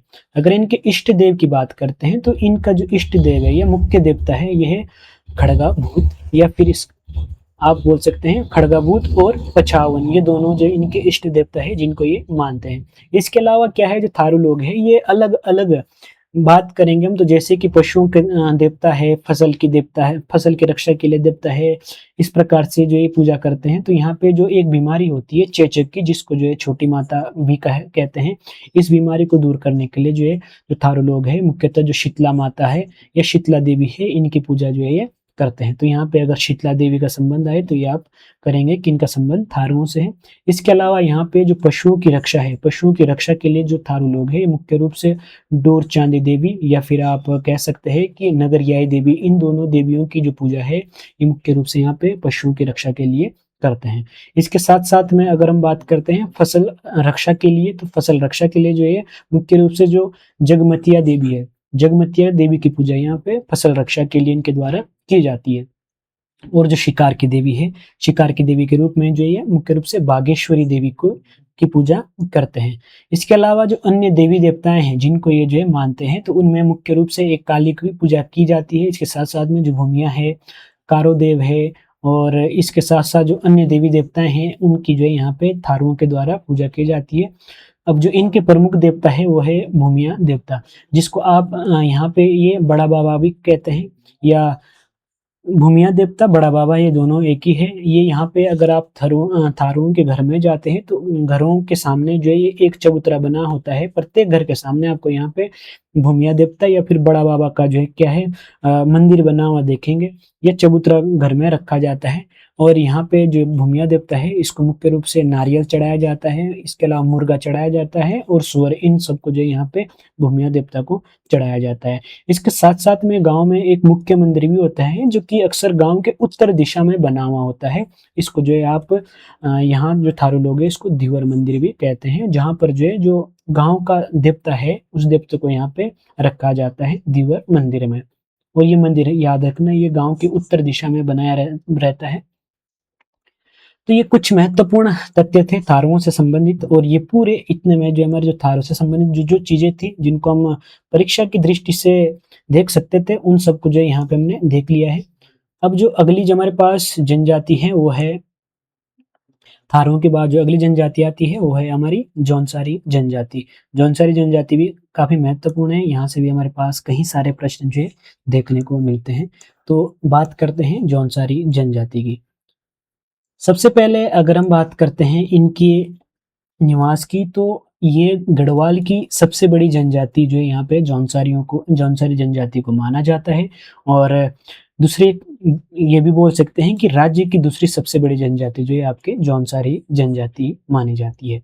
अब यहाँ पे अगर हम बात करते हैं तो इनके अगर निवास की बात करते हैं तो मुख्य रूप से जो उत्तराखंड का जो देहरादून जिला है, देहरादून जिले के जो जौनसार बावर वाला क्षेत्र है, अगर आप बात यहाँ पे उत्तराखंड का मैप देखेंगे तो सबसे पश्चिम में यहाँ पे देहरादून मिलता है और देहरादून के सबसे पश्चिमी वाला भाग है जिसमें मुख्य रूप से आपके चक्रता ब्लॉक है, कालसी है और जो त्यूणी तहसील है, ये क्षेत्र जो आता है इस क्षेत्र में मुख्य रूप से आपके जौनसारी जनजाति निवास करती है। यहाँ पे अगर हम बात करते हैं तो 1829 में जो है यहाँ पे जो चक्रता है, इसको जो है यहाँ पे चक्रता तहसील को जो है यहाँ पे जौनसार बावर के क्षेत्र में शामिल किया जाता है। जबकि इससे पहले जो चक्रता था ये आपके जो पंजाब प्रांत है, उस समय अगर हिमाचल की बात करते हैं तो हिमाचल प्रांत पहले क्या था, आपके पंजाब में पड़ता था। ये हिमाचल जो जिला है ये पंजाब का ही भाग था। तो यहाँ पे जो सिरमौर प्रांत है, सिरमौर प्रांत में आपका जौनसार बावर आता था। लेकिन 1829 में यहाँ पे क्या होता है, 1816 की बात करते हैं तो जब नेपालियों को यहाँ पे अंग्रेज उत्तराखंड से भगाते हैं, तो उसके पश्चात जो उत्तराखंड का गढ़वाल का क्षेत्र है, अगर हम बात करते हैं तो पश्चिमी गढ़वाल को छोड़ के बाकी पूर्वी गढ़वाल और जो देहरादून का क्षेत्र है, इस देहरादून के क्षेत्र को जो है अंग्रेज अपने कब्जे में ले लेते हैं। इसके साथ साथ में जो पंजाब का ये वाला क्षेत्र होता है, चक्रता वाला क्षेत्र, या जिसको आप जौनसार बावर के नाम से जानते हैं, इस क्षेत्र को भी क्या है ये अपने कब्जे में ले लेते हैं। इसलिए जो ये 1829 में ये चक्रता तहसील में शामिल कर दिया जाता है। और इससे पहले जो है ये यहाँ पे लिखा भी 1814 में जब देहरादून में जो अंग्रेज कब्जा करते हैं, उसके पश्चात ये सारी प्रोसेस यहाँ पे हो जाती है। तो ये भी एक महत्वपूर्ण तथ्य है, पूछा भी जा सकता है कि चक्रता तहसील को जो है यहाँ पे कब जो है जौनसार बावर में शामिल किया गया या फिर देहरादून में शामिल किया गया, तो ये हो जाएगा आपका 1829 में। इसके साथ साथ में अगर हम बात करते हैं तो जो टिहरी का जौनपुर क्षेत्र है, यहाँ पे इस जौनपुर क्षेत्र में भी यहाँ पे जौनसारी जनजाति निवास करती है। इसके अलावा यहाँ पे जो उत्तरकाशी का परग नेकाना क्षेत्र है, यहाँ पे परग नेकाना क्षेत्र में भी जो है आपके जौनसारी जनजाति निवास करती है। तो यहाँ पे अगर हम बात करते हैं तो जो चक्रता और कालसी का क्षेत्र है, यहाँ पे जौनसारी जनजाति रहती है और ये जो 39 खतों में, यहाँ पे 39 खतों में जो है यहाँ पे ये क्षेत्र विभाजित है, जिसमें कुल आपके 358 गांव जो है आपके आते हैं। इसके अलावा जो टिहरी का थत्यूड़ क्षेत्र है, यहाँ पे जौनपुरी जनजाति के लोग निवास करते हैं और जो रवाएं क्षेत्र है ये आपके यहाँ पे रवाल्टा समुदाय के लोग निवास करते हैं। इसके साथ में अगर हम बात करते हैं इनकी भाषा की, अब यहाँ देखो ये पॉइंट याद रखना, ये प्रश्न कभी भी पूछा जा सकता है। जो जौनसारी लोग हैं 39 खतों में ये रहते हैं, साथ साथ में गांव पूछे जाए तो 358 गांव में जो इनका निवास है। अगर हम भाषा की बात करते हैं तो मुख्य रूप से जो इनकी भाषा है ये है जौनसारी भाषा जो इनके द्वारा बोली जाती है। इसके साथ साथ में जो है बावरी भाषा का प्रयोग करते हैं। साथ साथ में जो ये हिमाचल से लगता हुआ क्षेत्र है, तो यहाँ पे जो आपको हिमाचली भाषा और देवघारी भाषा भी जो यहाँ पे देखने को मिलती है। अब यहाँ पे कुछ प्रमुख शब्द है जो यहाँ पे प्रयोग किए जाते हैं, उसमें से एक है बाइथा। बाइता दरअसल क्या है, ये एक उपचार की विधि है। बाइता में क्या होता है, ये इसको आप झाड़ फूंक कह सकते हैं, या जो गांव में होता है ये अक्सर एक आदमी होता है जिसके पास कुछ ना कुछ विधियां होती है, उस विधि के द्वारा जो किसी व्यक्ति का जो उपचार किया जाता है तो उसको बोलते हैं यहाँ पे बाइथा। इसके साथ साथ यहाँ पे एक और होती है, वो है गणनाद प्रथा। अगर हम गणनाद प्रथा की बात करते हैं तो यहाँ पे दरअसल क्या है, अगर हमारा कोई शत्रु परिवार है तो उस शत्रु परिवार को यहाँ पे अगर हानि पहुंचानी होती है तो यहाँ पे क्या है, ये गणनाद प्रथा के माध्यम से यहाँ पे क्या है, उसके लिए जो यहाँ पे शत्रु परिवार होगा उसके लिए यहाँ पे क्या है, किसी प्रकार का जादू टोना या टुटका जो भी किया जाता है तो इसको नाम दिया गया है गणनाद प्रथा। इसके साथ साथ में एक है माली शब्द। माली शब्द का जो मुख्य रूप से प्रयोग होता है ये होता है उस व्यक्ति के लिए जिस पर क्या है देवता अवतरित होता है, जिस पे देवता अवतरित होता है और जो क्या है मुख्य रूप से आपके अंदर के जो कुछ ऐसी चीजें हैं जैसे कहीं किसी ने जादू टोना कर रखा है या कुछ ऐसे आपके साथ अनर्गल घटनाएं घटित हो रही है या फिर आप पे भूत प्रेत लगा है, तो उसके लिए यहाँ पे जो है, यहाँ पे जो माली होता है, माली पे देवता आता है और देवता क्या है, इसका निवारण बताता है। इसके साथ साथ में यहाँ पे एक है उल्टाव विधि। अब उल्टा विधि क्या होता है, जैसे किसी व्यक्ति पे अगर किसी के द्वारा तांत्रिक विद्या का प्रयोग किया गया है, अब उस तांत्रिक विद्या से जो है क्या है, निजात पाने के लिए या फिर उसको समाप्त करने के लिए जो यहाँ पे विधि का प्रयोग किया जाता है, उस विधि को बोलते हैं उल्टाव विधि। एक और विधि है ऊंजा विधि। ऊंजा विधि में भी क्या होता है, ये ऊंजा विधि का प्रयोग भी मुख्य रूप से क्या है, किसी भी बीमारी को ठीक करने के लिए इसका प्रयोग किया जाता है। अब इस विधि में क्या होता है, इसमें क्या होता है, गांव के कुछ लोगों के पास ऐसे कुछ शब्द रहते हैं या कुछ ऐसे कह सकते हैं, उसके माध्यम से क्या करते हैं, कुछ ये घास के तिनके लेते हैं और इस घास के तिनके से क्या करते हैं, ये उसके जैसे कहीं जो बीमारी है उस बीमारी पे उस पे कुछ इस प्रकार से ऐसे स्पर्श करते जाते हैं, साथ साथ में कुछ मंत्र बोलते हैं, तो उसको क्या बोलते हैं, ऊंजा विधि। और इससे क्या करते हैं, जो बीमारियां होती है, कुछ ऐसी बीमारियां हैं जिनको जो है ठीक किया जा सकता है, ये यहाँ पे ऊंजा विधि का प्रयोग उनके द्वारा किया जाता है। इनके सामाजिक व्यवस्था की बात करते हैं तो जो जौनसार के लोग होते हैं, ये खुद को क्या है, पांडव का वंशज मानते हैं। यहाँ पे कहा जाता है कि जो पांडव लोग हैं ये इसी क्षेत्र में रहे थे और यहाँ पे जो ये लोग हैं ये क्या है, उन्हीं के क्या है, पीढ़ियां हैं। और साथ साथ में अगर हम इनकी शारीरिक संरचना की बात करते हैं तो इनमें जो मंगोलाई गुण देखने को मिलते हैं, साथ साथ में जो ये डोम प्रजाति, मंगोल और डोम प्रजाति के जो है यहाँ पे मिश्रित लक्षण जो है इनके उसमें दिखाई पड़ते हैं। साथ साथ में अगर हम समाज की बात करते हैं तो जो इनका समाज है ये 3 वर्गों में बटा हुआ है। एक है खसास वर्ग, दूसरा है कारीगर वर्ग और एक तीसरा है हरिजन खसास। अगर हम बात करते हैं खसास की, तो खसास में मुख्य रूप से जो ब्राह्मण लोग हैं और जो राजपूत परिवार के लोग हैं ये आपके खसास में आते हैं। और जो कारीगर वाला वर्ग है इसमें जो सोनार है, लोहार है या फिर बढ़ई है, ये सब जो है आपके कारीगर में आते हैं। इसके अलावा जो हरिजन खसास है इसमें आपके मोची है, कोली है और कोल्टा है। यहाँ पे जो कोल्टा है, कोल्टा को जो है मुख्य रूप से सबसे निम्न वर्ग का यहाँ पे माना जाता है, या सबसे जो छोटा आदमी माना जाता है, सबसे छोटी जाति का यहाँ पे कोल्टा को माना जाता है। इसके अलावा जो यहाँ परिवार है, परिवार में पितृसत्तात्मकता देखने को मिलती है, यानी परिवार का जो मुखिया है वो पिता रहता है। इसके अलावा यहाँ पे संयुक्त परिवार की व्यवस्था देखने को मिलती है। यहाँ पे अगर आप जाओगे तो यहाँ पे एक ही परिवार में कम से कम 30-30, 40-40 सदस्य जो देखने को मिलते हैं। इसके अलावा यहाँ पे क्या है, बहुपत्नी विवाह का प्रचलन जो है देखने को मिलता है। तो ये कुछ महत्वपूर्ण इनसे संबंधित तथ्य है। अभी यहाँ पे इनके जो विवाह परंपराएं हैं उसके बारे में भी जान लेते हैं।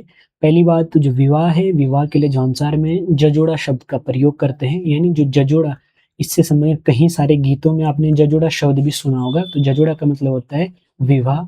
और विवाह के लिए यहाँ पे जो है अलग अलग प्रकार के यहाँ पे विवाह देखने को मिलते हैं। उसमें से एक विवाह है बाजदिया विवाह और एक विवाह है बेवाकी विवाह। इसके साथ साथ में और एक जो विवाह है उसको बोलते हैं बोई दोदी, बोई दोदी की विवाह, बोई दोदी की विवाह, बेवाकी और बाजदिया। और इनमें जो सबसे शान और शौकत वाला जो विवाह माना जाता है वो होता है बाजदिया विवाह।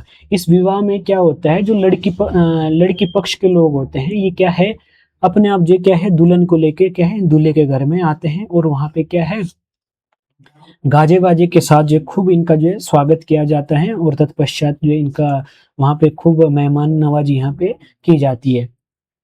और वहां पे अगर हम बात करते हैं तो पहले के समय यहाँ पे एक प्रथा थी, जब किसी के विवाह हो रहा है तो विवाह में क्या है दहेज स्वरूप जो है यहाँ पे गाय को दान में दिया जाता था।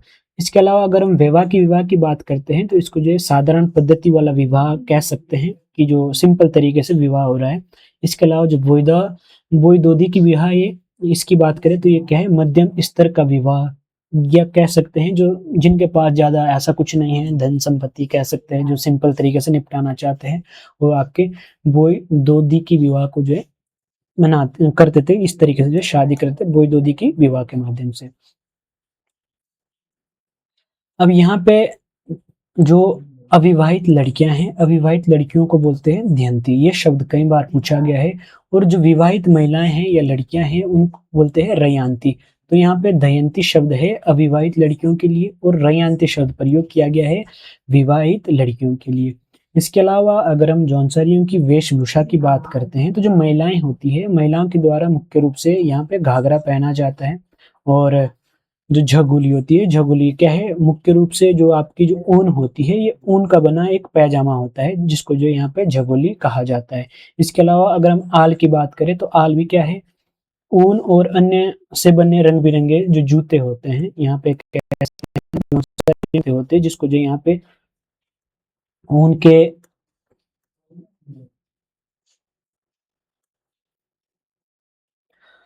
थोड़ा सा यहाँ पे टेक्निकल एरर के चक्कर में थोड़ा चीजें इधर उधर हो गई थी, तो यहाँ पे जब हम बात कर रहे थे वो बात कर रहे थे आल की। तो आल यहाँ पे मुख्य रूप से क्या है जूता है एक प्रकार का जो पैरों जो यहाँ पे जौनसारी लोगों के द्वारा प्रयोग किया जाता है जो कि मुख्य रूप से ऊन का बना होता है। इसके अलावा कुछ अन्य रंग बिरंगी अन्य जो ऊन होती है उसका यहाँ पे प्रयोग किया जाता है।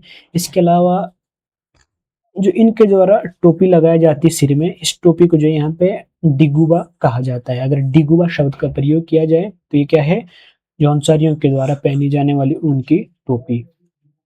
इसके साथ साथ में एक शब्द है ढांट या फिर इसको टाँट भी कहते हैं या फिर अगर डांट भी आए तो ये शब्द भी एक ही है। ये क्या होता है अगर आप जौनसारी महिलाओं को देखेंगे तो उनके सर में क्या है कुछ कपड़ा बांधा रहता है। ये क्या है एक बड़ा ढांटू जो बड़ा जो रुमाल होता है, रुमाल के 4 गुना आप इसको कह सकते हैं, ये बना होता है और इसको क्या है मुख्य रूप से महिलाओं के द्वारा सिर में पहना जाता है। इनके अगर हम बात करते हैं देवताओं की तो जो मुख्य रूप से इनका जो प्रमुख देवता है ये लोग जो है जो हनोल है, हनोल में प्रमुख देवता महासू, महासू को जो है ये अपना इष्ट देव मानते हैं। तो जिसका मंदिर आपके हनोल में बना है और यहाँ पे भादो महीने में जो जागड़ा मेला यहाँ पे होता है, जागड़ा त्योहार कह सकते हैं या मेला कह सकते हैं। इस त्योहार में क्या होता है जो यहाँ पे महासू देवता है, यहाँ जो टोंस नदी है क्योंकि जब हनोल जाओगे तो हनोल के बगल में ही आपकी टोंस नदी बहती है, तो वहाँ पर क्या होता है जो महासू देवता है, महासू देवता को जो है स्नान कराया जाता है। इसके अलावा अगर हम इनके तीर्थ स्थलों की बात करते हैं तो हनोल के साथ साथ में लाखा मंडल और कालसी इनके जो है प्रमुख तीर्थ स्थल हैं। यहाँ पे वैशाखी को जो है ये विषु त्योहार के रूप में मनाते हैं, तो जो विषु त्योहार है या वैशाखी है ये क्या है एक ही है। इसके अलावा जो ये लोग हैं ये पांडवों को अपना वंशज मानते हैं, तो यहाँ पे मुख्य रूप से ये 5 पांडव हो गए और कुंती जो है जिसको आप पंच माता भी कहते हैं, इनकी जो है यहाँ पे ये पूजा करते हैं। दिवाली की बात करते हैं तो अक्सर जो नॉर्मल पूरे भारत में जो दिवाली होती है उसके अलावा यहाँ पे जो है उस दिवाली के 1 माह बाद यहाँ पे मंगशीर के माह में जो है यहाँ पे दिवाली होती है जिसको जो है मुख्य रूप से 4 से 5 दिन तक यहाँ मनाया जाता है। इसको जो है आप पहाड़ी दिवाली के नाम से भी जान सकते हैं। तो अगर हम बात करते हैं इस दिवाली की तो ये जौनसारी नहीं, ये उत्तरकाशी के और टिहरी के कई क्षेत्रों में जो है इस दिवाली को मनाया जाता है और इस दिवाली को पहाड़ी दिवाली के साथ-साथ में इसको बूढ़ी दिवाली के नाम से भी जानते हैं। तो बूढ़ी दिवाली या पहाड़ी दिवाली ये दोनों एक ही है। इसमें इसको जो देवलांग भी कहेंगे या अगर आप देवलांग में ये प्रसिद्ध मेला यहाँ पे लगता है और इस अवसर पर जो मुख्य रूप से भेला नृत्य भी किया जाता है। भेला नृत्य क्या होता है? भेला नृत्य में मुख्य रूप से जो चीड़ की जो लकड़ी होती है उसको बारीक-बारीक काट दिया जाता है जिसको चीला कहते हैं और इसको जो है इस प्रकार से एक गोल लट्ठी का वो बनाते हैं और इसमें क्या है इसको भर दिया जाता है और इस पे आग लगाने के बाद क्या है इसके साथ जो है डांस किया जाता है और इस डांस को जो है यहाँ पे भेला नृत्य कहते हैं। और जो यहाँ पे विजयदशमी है, विजयदशमी को यहाँ पे पाइता कहा जाता है, पाइता के रूप में जो यहाँ विजयदशमी को मनाया जाता है। साथ-साथ में अगर पंचाई की बात करते हैं तो जो दशहरा है, दशहरा को यहाँ पे पंचाई कहा जाता है और यहाँ पे जो है मुख्य रूप से जो पंचाई दशहरा है इसको यहाँ पे पांडवों का त्योहार के रूप में जो इसको मनाते हैं और इसी को जो है पंचाई या पर पाँचों शब्द भी इसके लिए प्रयोग किया जाता है। तो पंचाई या पाँचों जो है क्या है दशहरा है, दशहरा को जो मनाते हैं। इसके अलावा एक और यहाँ उत्सव है, त्योहार है उस या मेला है, उसको बोलते हैं नुणाई। जो नुणाई मेला है ये मुख्य रूप से जो है भेड़ पालकों का त्योहार माना जाता है और ये जो नुणाई का त्योहार है ये आपके सावन महीने में मनाया जाता है। और एक प्रमुख और त्योहार है भिरोली।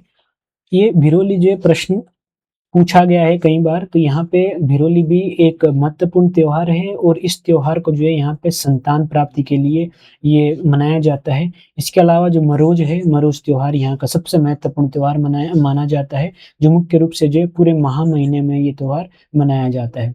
इसको जो है यहाँ पे अगर हम मरोज त्योहार की बात करते हैं तो इसमें जो मुख्य पकवान है, मुख्य पकवान के रूप में यहाँ पे घीमा बनाया जाता है। जो घीमा है ये इनका मुख्य पकवान है जो मरोज त्योहार में बनाते हैं। अब इनके अगर हम लोक नृत्य की बात करते हैं तो जो जौनसारी लोग हैं इनके जो मुख्य लोक नृत्य है, थोड़ा-सा यहाँ पे आज कुछ ना कुछ प्रॉब्लम हो रही है स्लाइड में। यहाँ पे नृत्यों की बात करें तो एक तो है अंडे-कांडे का डांस, ये इनके द्वारा किया जाता है। साथ में दूसरा है पौड़ाई नृत्य, झेला नृत्य इनके द्वारा किया जाता है। इसके अलावा एक बराड़ी नृत्य है, एक जंगबाजी नृत्य है, जो जंगबाजी नृत्य है ये भी जौनसारियों का प्रमुख नृत्य है। इसके अलावा गांडिया नृत्य है, रासों का नृत्य इनके द्वारा किया जाता है और एक है पत्तेबाजी नृत्य और एक है ठुमकिया नृत्य और एक है सराई नृत्य। ये जो इनके महत्वपूर्ण नृत्य हैं। और इसके अलावा जो लोक नृत्यों में है ये वारदा नाटी यहाँ की फेमस नाटी मानी जाती है। जो पत्तेबाजी नृत्य है ये क्या है, जो आपकी जो दिवाली होती है, दीपावली के अवसर पर यहाँ पे दीपावली जब होती है उसके अगले दिन पर यहाँ पे जो है पत्तेबाजी नृत्य किया जाता है। इसको जो है आपका जो पत्तेबाजी नृत्य है इसको जो है यहाँ पे भिरुड़ी नृत्य भी कहते हैं। तो यहाँ पे अगर भिरुड़ी नृत्य पूछा जाए या पत्तेबाजी नृत्य पूछा जाए, ये दोनों जो है एक ही हो जाएँगे। और अगर लोक गीतों की बात करते हैं तो जो जंसार क्षेत्र है यहाँ पे मुख्य रूप से आपको हारोल देखने को मिलेगी। हारोल इनका मुख्य लोकगीत है। इसके अलावा मांगल गीत है, केदार छाया है, विरासु है, रणारात है, शिलोंगू है, छोड़े हो गए और गोड़वाड़ा, ये सब क्या है इनके मुख्य लोकगीत है। इसके साथ-साथ में जौनसार के आस-पास का जो क्षेत्र है जैसे कि रवाई का क्षेत्र है, जौनपुर का क्षेत्र है, उन क्षेत्रों में भी यहाँ पे ये इन गीतों को गाया जाता है। ये सेम जो लगभग दोनों जगह की संस्कृतियाँ क्या है आपस में मैच करती है या मिलती है। यहाँ पे इनकी राजनीतिक व्यवस्था की बात करें तो यहाँ पे जो गाँव होता है, गाँव से संबंधित जो विवाद होते हैं उसको निपटाने के लिए यहाँ पे एक समिति बनाई जाती है जिसको जो है खुमरी कहा जाता है। और जो ये खुमरी होती है इस खुमरी में प्रत्येक परिवार का जो है एक सदस्य जो है इस खुमरी का भी सदस्य होता है और इसका जो मुखिया होता है ये जो है गाँव का स्याणा कहलाता है। जो गाँव का स्याणा है ये जो है खुमरी का अध्यक्ष होता है, ये मुखिया होता है। और इसके ऊपर ये तो गाँव के स्तर के हो गए। अब जो कहीं गाँव होते हैं, कहीं गाँव के बीच में जब विवाद होता है तो उसके लिए यहाँ पे बना रखी है खत खुमरी। ये पूरे खत को क्या है, खत के 2 या 2 से अधिक गाँव के बीच में जो भी विवाद होता है, ये दीवानी से संबंधित विवाद हो या माल-गुजारी से संबंधित विवाद हो, उसके लिए यहाँ पे जो है खत खुमरी बनाई गई है। इस खत खुमरी का जो मुखिया होता है उसको बोलते हैं खत स्याणा। खत का स्याणा जो होता है उसको जो यहाँ पे खत स्याणा कहा जाता है।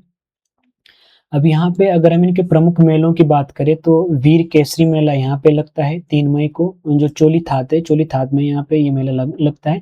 इसके अलावा यहाँ पे जो प्रमुख मेला है वो है मोण मेला।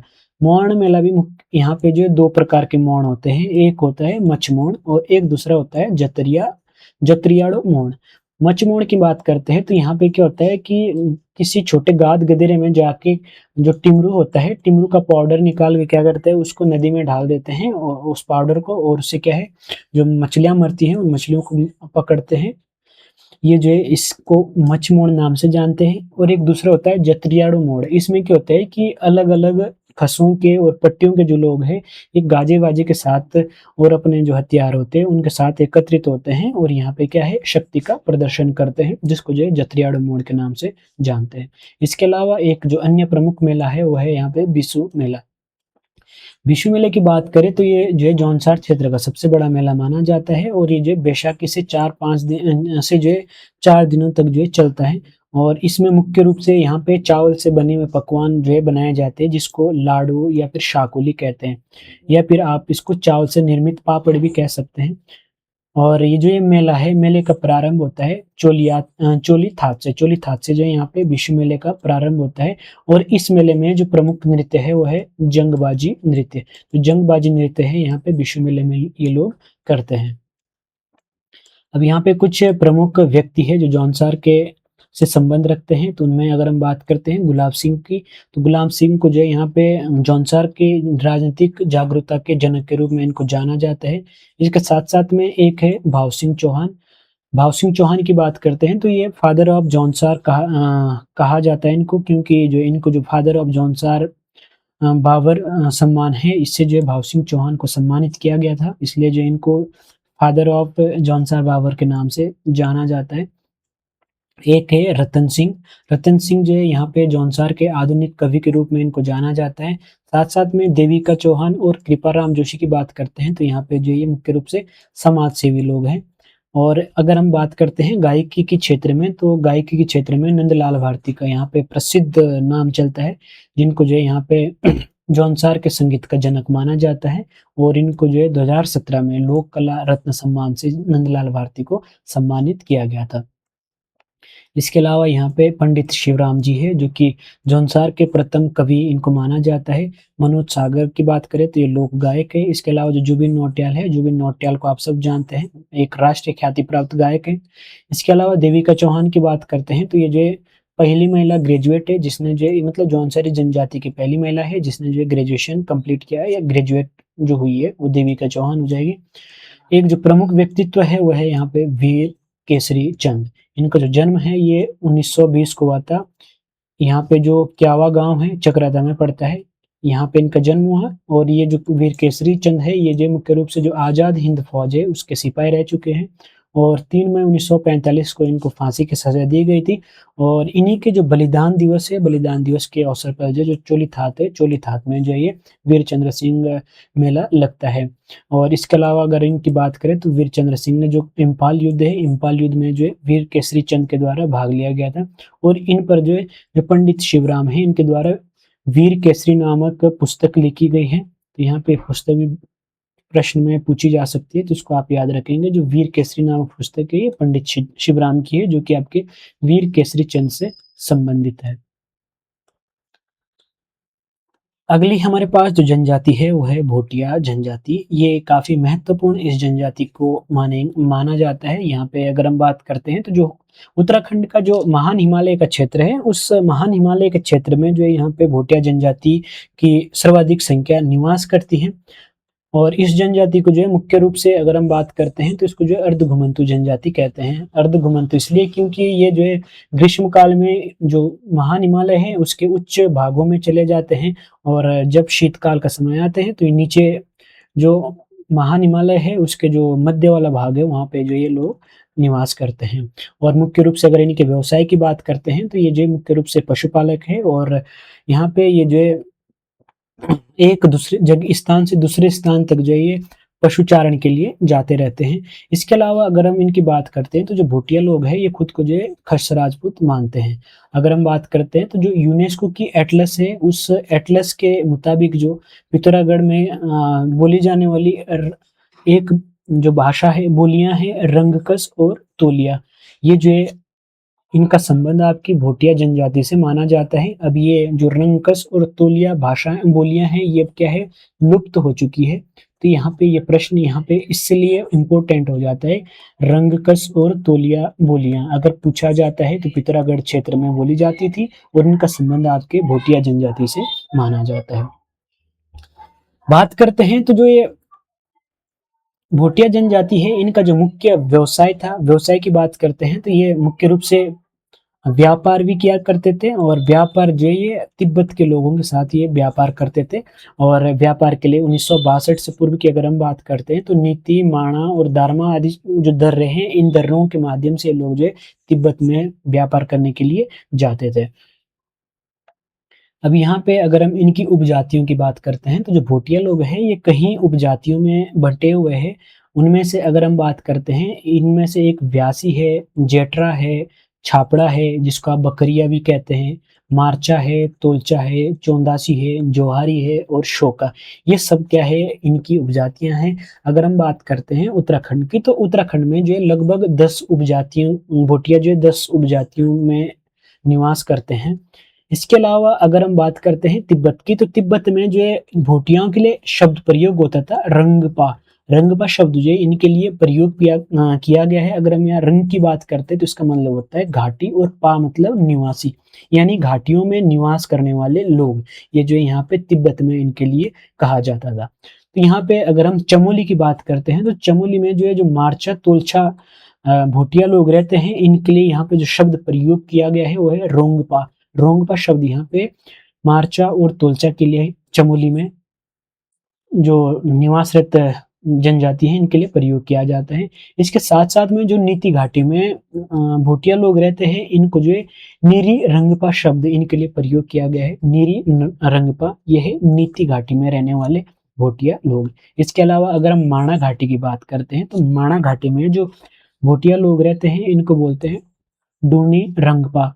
डूनी रंगपा शब्द जो माणा घाटी में रहने वाले भोटियों के लिए प्रयोग किया जाता है।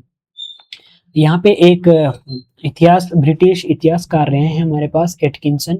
एटकिंसन ने जो है जो भोटिया शब्द है ये सबसे पहले प्रयोग किया था, और यहीं से जो है इनको जो है भोटिया जनजाति कहा जाता है। तो अगर प्रश्न बनता है कि भोटिया शब्द सबसे पहले प्रयोग किया था तो हो जाएगा आपके एटकिंसन ने।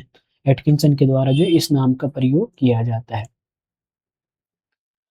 यहाँ पे अगर हम गढ़वाल की बात करते हैं तो गढ़वाल में जो है जो मारछा जनजाति है इनके जो मूल गांव है ये माणा है, घमसाली है, और नीति नीति के साथ साथ जो बंपा क्षेत्र है यहाँ पे जो ये निवास करती है। इसके अलावा जो तोलछा जनजाति है, तोलछा जो है मुख्य रूप से आपका जो कौसा क्षेत्र है, कैलाशपुर है, फरकिया है, मलारी का जो क्षेत्र है, जेलमगांव है, फाक्ती है, द्रोणागिरी है, लाता है, रैणी है, और इसके साथ साथ जो सुराय ठोटा है और सुबाई है, ये सब गांव जो है आपके तोलचा जनजाति से संबंधित है। तोलचा जनजाति के लोग जो इन गांव में निवास करती है। इसके अलावा यहाँ पे जो कुछ अन्य गांव है जैसे कि सुबाई है, मल्ल गांव है और सुक्की गांव है। यहाँ पे जो मारचा और तोलचा है ये दोनों जनजातियां यहाँ पे क्या है निवास करती है।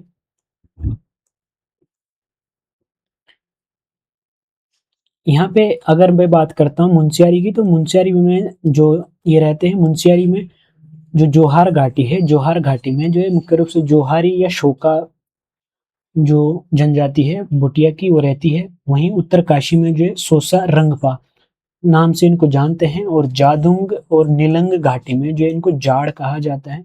जाड़ जो है मुख्य रूप से आपके जो बौद्ध धर्म है, बौद्ध धर्म का प्रभाव यहाँ पे जाड़ों में देखने को मिलता है। जबकि अगर मैं जो शोका जनजाति है, शोका जनजाति की बात करता हूँ तो यहाँ पे हिंदू और बौद्ध दोनों धर्मों का प्रभाव यहाँ पे शोका जनजाति में देखने को मिलता है। इसके अलावा जो ट्रेल है, ट्रेल के द्वारा भोटियाओं को जो है इनका जो मूल है, कह सकते हैं कि मूल रूप से क्या है तिब्बत के जो है इनको मानते हैं ट्रेल। अब इनकी जो अन्य विशेषताएं हैं अगर हम बात करते हैं तो जो तिब्बती जो भोटिया लोग हैं ये जो है तिब्बत और मंगोलिया जाति का मिश्रित रूप जो है इनको कहा जाता है। अगर हम इनकी बात करते हैं तो सिर जो है इनका बड़ा होता है, और कद में क्या होते हैं छोटे होते हैं, और जिनकी नाक होती है नाक चपटी, और चेहरा मुख्य रूप से क्या है गोल देखने को मिलता है, और शरीर में जो है बहुत कम जो है बाल देखने को मिलती है, और आंखें छोटी छोटी होती है। इसलिए जो है इनको मुख्य रूप से जैसे जो तिब्बत के लोग हैं, तिब्बत के लोगों से जो है इनके चेहरे ज्यादातर मिलते हैं, और इनमें मुख्य रूप से ऋतु प्रवास देखने को मिलता है, या फिर कह सकते हैं आपको इनको जो है ऋतु प्रवास वाली जनजाति कहते हैं। वो इसलिए हम शुरू में चर्चा इसकी कर चुके हैं। इसके साथ साथ में ग्रीष्म काल में जो है ये जो इनके आवास है उनको बोलते हैं मैत। ग्रीष्म काल में जो ये मैत में रहते हैं, यानी ऊपर वाले उच्च हिमालय क्षेत्र में, और शीतकाल में जब बर्फ का समय आता है तो ये लोग जो है निचले घाटियों में निवास करते हैं, और वहाँ पे जिनके आवास है उसको बोलते हैं मुंसा या मुंडा। मुंसा मुंडा शब्द जो यहाँ पे प्रयोग किया गया है।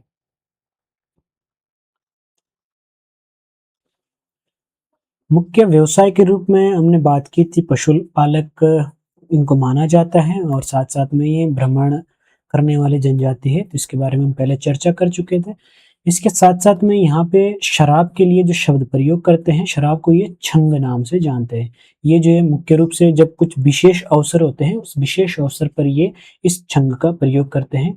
और यहाँ पे ज्या एक पेय पदार्थ है, ये भी शराब के समान होता है। इस जो ज्या है इसको बनाने के लिए वृक्ष की छाल, दूध, मक्खन और नमक इन सबको जो मिश्रित करके इसको तैयार करते हैं, और इसको भी जो यहाँ पे ये मुख्य पेय पदार्थ के रूप में उपयोग करते हैं। दरअसल जो यहाँ पे अगर हम बात करते हैं तो जो क्षेत्र है यहाँ पे अत्यधिक जो तापमान है अत्यधिक कम रहता है, इसलिए जो शरीर को गर्म रखने के लिए जो यहाँ पे अक्सर ये इसका प्रयोग करते हैं। इसके अलावा अगर हम इनके निवास स्थान की बात करते हैं तो जो भूटिया लोग हैं उत्तराखंड के अलग-अलग जगहों में ये निवास करते हैं। मुख्य रूप से जो महान हिमालय के क्षेत्र है जैसे कि आपका पिथौरागढ़ है, चमोली है और उत्तरकाशी है, इन क्षेत्रों में जो ये निवास करते हैं। यहाँ पे अगर मैं पिथौरागढ़ की बात करता हूँ तो पिथौरागढ़ में जो शोका जनजाति है और जोहारी है, चौंदासी है और दरमिया है। इसके साथ-साथ में तेड़ांग, जोलिंग और जो कोंग, कुटी ये जो गाँव हैं, इन गाँव में ये जनजातियाँ आपकी रहती है। शोका, जोहारी, दरमिया और चौंदासी। ये पिथौरागढ़ में रहती है और गाँव है तेड़ांग, जोलिंग, कोंग, कुटी। और अगर मैं चमोली की बात करता हूँ, तो चमोली में मुख्य रूप से जो मारचा जो इनकी उपजाति है, इसके साथ-साथ में तोलचा है, ये निवास करती है और यहाँ पे जो माणा है, मलारी है, टोला है, ये क्या है इनके प्रमुख गाँव हैं, जहाँ ये निवास करते हैं। उत्तरकाशी की बात करते हैं तो यहाँ पे जो है जाड़ मुख्य रूप से निवास करते हैं, जो कि आपके जो जादुंग और नेलंग घाटी है और अंगर है, अंगर घाटी है, यहाँ पे जो मुख्य रूप से आपके जो भूटिया है ये निवास करते हैं। अब यहाँ पे अगर मैं भूटियाओं की धार्मिक व्यवस्था की बात करता हूँ, जो यहाँ पे इनका मुख्य देवता के रूप में जो भूटिया लोग हैं ये भूमियाल की पूजा करते हैं। इसके साथ-साथ में भूमियाल देवता के साथ-साथ में जो ये लोग हैं यहाँ पे जो अन्य देवता है, देवी देवता है, यहाँ पे पर्वतों को भी जो है देवता के रूप में पूजा जाता है। इसलिए यहाँ पे जैसे ग्वाला है, कैलाश पर्वत है, नंदा देवी है, हाथी पर्वत, द्रोणागिरी, बेंगरेम चैम इन सब की जो है यहाँ पे पूजा की जाती है। इसके अलावा जो घंटाकर्ण देवता है, ये भी इनका प्रमुख देवता है और जो घंटाकर्ण देवता की पूजा ये मुख्य रूप से जो है जो बुग्यालों में पशु चरते हैं, उन पशुओं की रक्षा के लिए यहाँ पे ये घंटाकर्ण की पूजा करते हैं। इसके अलावा जो एक और देवता है वो है साई देवता। अगर साई देवता की बात करते हैं तो साई देवता मुख्य रूप से इसकी पूजा तब की जाती है जब पशु क्या है जंगल में खो जाए, तो उस पशु को जो है यहाँ पे वापस लाने के लिए या उस पशु की रक्षा करने के लिए यहाँ पे जो है साई देवता की पूजा की जाती है। जो यहाँ पे घंटाकर्ण देवता है, घंटाकर्ण देवता को जो है मुख्य रूप से जो हमारा बद्रीनाथ मंदिर है, बद्रीनाथ के यहाँ पे जो है अंगरक्षक के रूप में भी जो है घंटाकर्ण देवता को माना जाता है। तो ये प्रश्न भी बनता है कि जो बद्रीनाथ मंदिर है, बद्रीनाथ मंदिर के अंगरक्षक के रूप में जाना जाता है, तो ये हो जाएगा आपके घंटाकर्ण देवता। इसके अलावा यहाँ पे अगर हम और बात करते हैं तो यहाँ पे एक और देवता है जो कि पशुओं से संबंधित देवता माने जाते हैं, वो है सिद्धवा और विधवा। दरअसल सिद्धवा और विधवा है ये 2 भाई माने जाते हैं और ये 2 भाई मुख्य रूप से यहाँ पे जो पशुपालन में अगर हम भेड़-बकरियों की बात करते हैं, जो भेड़-बकरी पशुपालक है, उनके जो है मुख्य देवता के रूप में सिद्धवा और विधवा को माना जाता है। और यहाँ पे अगर हम बात करते हैं माणा गाँव की, जो भूटियाओं से संबंधित है, तो जो इसका नामकरण है, अगर माणा गाँव की बात की जाए तो इसका जो नाम है यहाँ पे मणिभद्र नाम से जो है माणा पड़ा है और मणिभद्र जो मुख्य रूप से क्या है, इसको किरातवंशी माना जाता है और इसी के नाम से जो है माणा को माणा कहा जाता है, मणिभद्र के नाम से। इसके अलावा यहाँ पे जो पौराणिक काल में माणा दर्रे को जाना जाता था वो था क्रोंचल द्वार और जो नीति है, नीति दर्रे को जाना जाता था सोका द्वार। तो यहाँ पे क्रोंचल द्वार पूछा जाए तो माणा दर्रे के लिए प्रयोग किया गया है और सोका द्वार पूछा जाए तो ये प्रयोग किया गया है नीति दर्रे के लिए। और माणा गांव का जो यहाँ पे पड़ा है नामकरण हुआ है वो है मणिभद्र के नाम से, जो कि आपके किरातवंशी इनको माना जाता है। ये कुछ यहाँ पे अन्य फैक्ट थे। तो यहाँ पे हम जो देवी देवताओं की बात करते हैं तो उसमें एक और देवता है वो है केला और घुरमा देवता। केला और घुरमा देवता की पूजा अक्सर तब की जाती है जब जो विपत्ति आए, विपत्ति के या संकट के समय में यहाँ पे केला और घुरमा देवता की पूजा की जाती है। इसके साथ-साथ में इनके द्वारा जो महत्वपूर्ण उत्सव है, वो उत्सव है कंडाली उत्सव। कंडाली उत्सव जो यहाँ पे मनाया जाता है, जिसको जो है आप किरजी उत्सव के नाम से भी जानते हैं। तो अगर कंडाली उत्सव पूछा जाए या किरजी उत्सव पूछा जाए, ये दोनों एक ही है और 12वें वर्ष जो है इस उत्सव को मनाया जाता है। मुख्य रूप से जो भोटिया लोग हैं, रंग भोटिया, ये समुदाय के लोग जो है इसको महाकुंभ के रूप में इस कंडाली उत्सव को मनाया जाता है। और इस दौरान जब ये कंडाली उत्सव होता है तो जहाँ देश-विदेश में यहाँ पे जो भोटिया जनजाति के लोग फैले हुए हैं, ये इस समय जो है यहाँ पे इस उत्सव को मनाने के लिए वापस अपने गाँव की ओर आते हैं। मुख्य रूप से अगर हम बात करते हैं तो जो पिथौरागढ़ के सीमांत क्षेत्र है, चौंदास क्षेत्र, यहाँ पे जो है हर 12वें वर्ष के बाद जो है बुराई का प्रतीक यहाँ पे कंडाली को माना जाता है और 12वें वर्ष क्या है यहाँ पे कंडाली को नष्ट किया जाता है। अब इसके पीछे का जो रीज़न ये माना जाता है, जो कंडाली होती है यहाँ पे एक अलग प्रकार की प्रजाति की कंडाली पाई जाती है और इस कंडाली में क्या है हर 1 वर्ष में 1 गाँठ बनती है और इस प्रकार से जब 12 वर्ष होते हैं तो 12 वर्ष में जो है इस पर क्या है 12 गाँठें बनती है और 12 गाँठ बनने के बाद जो है इस कंडाली पर क्या है फूल लगने शुरू हो जाते हैं और इसलिए जो ये फूल है इनको यहाँ पे क्या है इस कंडाली उत्सव में तोड़ा जाता है, इसको जो है यहाँ पे कट कर दिया जाता है। यहाँ पे जो अगर इस कंडाली के संबंध में पूछा जाता है, दरअसल जो ये कंडाली है ये मुख्य रूप से जोतिया या फिर जेनिला प्रजाति की जो है इसको माना जाता है, जो कि इस पे क्या है हर 12 वर्ष के बाद क्या है फूल खिलता है। तो अगर इस कंडाली की प्रजाति की नाम पूछा जाए कि कौन सी प्रजाति की कंडाली है जो कि 12 वर्ष बाद इस पे फूल खिलते हैं, तो यह है जोतिया या जेनिला कंडाली। इसके साथ-साथ में यहाँ पे एक और संस्कार है जो है ग्वन संस्कार। ग्वन संस्कार मुख्य रूप से क्या होता है, मृतक की आत्मा की शांति के लिए यहाँ पे जो है ये संस्कार किया जाता है। एक और है भूमो संस्कार। भूमो संस्कार मुख्य रूप से जो कुमाऊँ मंडल के पूर्वी शोका जनजाति के लोग हैं, इनके द्वारा जो ये मनाया जाता है। इसमें भूमो संस्कार दरअसल क्या है, जब शिशु का जन्म होता है, बच्चे का जन्म होता है, तो जन्म के 3 माह बाद क्या है, उसका नामकरण किया जाता है। यानी 3 माह बाद उसको घर से बाहर निकालते हैं और उसको क्या है उसका नामकरण किया जाता है, साथ-साथ में उसको क्या है, नए वस्त्र पहनाए जाते हैं। तो इस जो संस्कार है, जो ये परंपरा है, इसको यहाँ पे भूमो संस्कार के नाम से जानते हैं। यहाँ पे इनकी अगर हम बात करते हैं भोटियों की आर्थिक और सामाजिक परंपरा के बारे में, तो जो इनका आजीविका का जो मुख्य साधन था वो था व्यापार। अब यहाँ पे 1962 से पूर्व, जैसे कि हम पहले जान चुके हैं कि 1962 से पूर्व क्या है ये तिब्बत के साथ व्यापार करते थे, लेकिन 1962 में जब युद्ध होता है तो इनके जो यहाँ पे तिब्बत के साथ संबंध थे उनको क्या है समाप्त कर दिया जाता है। अब यहाँ पे ये लोग जो अलग-अलग घाटियों के माध्यम से तिब्बत की मंडियों में पहुँचे थे और ये वहाँ पे व्यापार करते थे। जैसे कि यहाँ पे अगर हम जो व्यास घाटी की बात करते तो व्यास घाटी के जो व्यापारी थे, ये लिपुलेख से होते हुए तकलाकोट पहुँचते थे और यहाँ पे जो दारमा घाटी के व्यापारी थे, ये न्यू-धुरा से, जो न्यू-धुरा दर्रा है, यहाँ से जाते हुए छाकरा और जोहार के जो ऊँटा धुरा दर्रा है, यहाँ से होते हुए ज्ञानीमा की तरफ जाते थे। और जो नीति वाले व्यापारी थे, जो नीति घाटी में रहते हैं, ये लोग जो बाड़ा होती से होते हुए दाबा की ओर पहुँचते थे और जो माणा के व्यापारी है, ये थोलिंग दर्रे से जो है आपके इस क्षेत्र में पहुँचते थे और जो नीलंग वाले हैं, ये चपरांग दर्रे से क्या है आपके इस क्षेत्र में पहुँचते हैं और यहाँ से क्या है आपकी जो तिब्बत की मंडियाँ होती थी, उन तिब्बत की मंडियों में क्या है ये व्यापार करते थे। और यहाँ पे जो तिब्बत के व्यापारी है, तिब्बत के व्यापारियों को जो हुणिया कहा जाता है।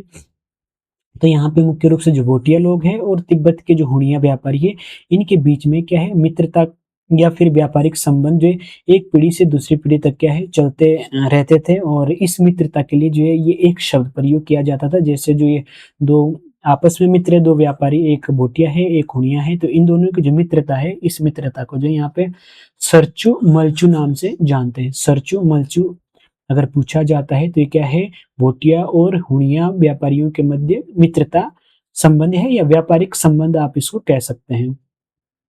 इसके अलावा अब देखो एक दूसरे पे व्यापार तो कर रहे हैं, एक देश से दूसरे देश जा रहे हैं, तो आपस में किस प्रकार से एक दूसरे पे ट्रस्ट किया जाए, जो यहाँ पे एक दूसरे के साथ छल कपट किया जा रहा है, उसको किस प्रकार से जो है दूर किया जाए, तो उसके लिए क्या करते थे ये मुख्य रूप से जो इनके देवी देवता हैं, या तो देवी देवता हो या कोई धार्मिक पुस्तक हो, उस धार्मिक पुस्तक से क्या है ये अपने सिर पर रखते थे और क्या है उसकी कसम खा के क्या है ये कसम खाते थे कि जो हम अपने किसी भी प्रकार का जो है अपने व्यापार या इस प्रकार की जो अपनी मित्रता है उसमें क्या है कोई हेर-फेर नहीं करेंगे। तो इस प्रथा को बोलते थे यहाँ पे कूड़ा-खार प्रथा। तो कूड़ा-खार प्रथा अगर पूछा जाता है तो क्या है ये भोटियों से संबंधित है। इसके साथ-साथ में यहाँ पे है डालिम ठाडीम प्रथा, ये भी क्या है, ये आपस में ये प्रतिज्ञा लेते थे कि हम जो है किसी भी प्रकार से जो है आपस में कोई ऐसी वो नहीं करेंगे जिससे एक दूसरे का नुकसान हो।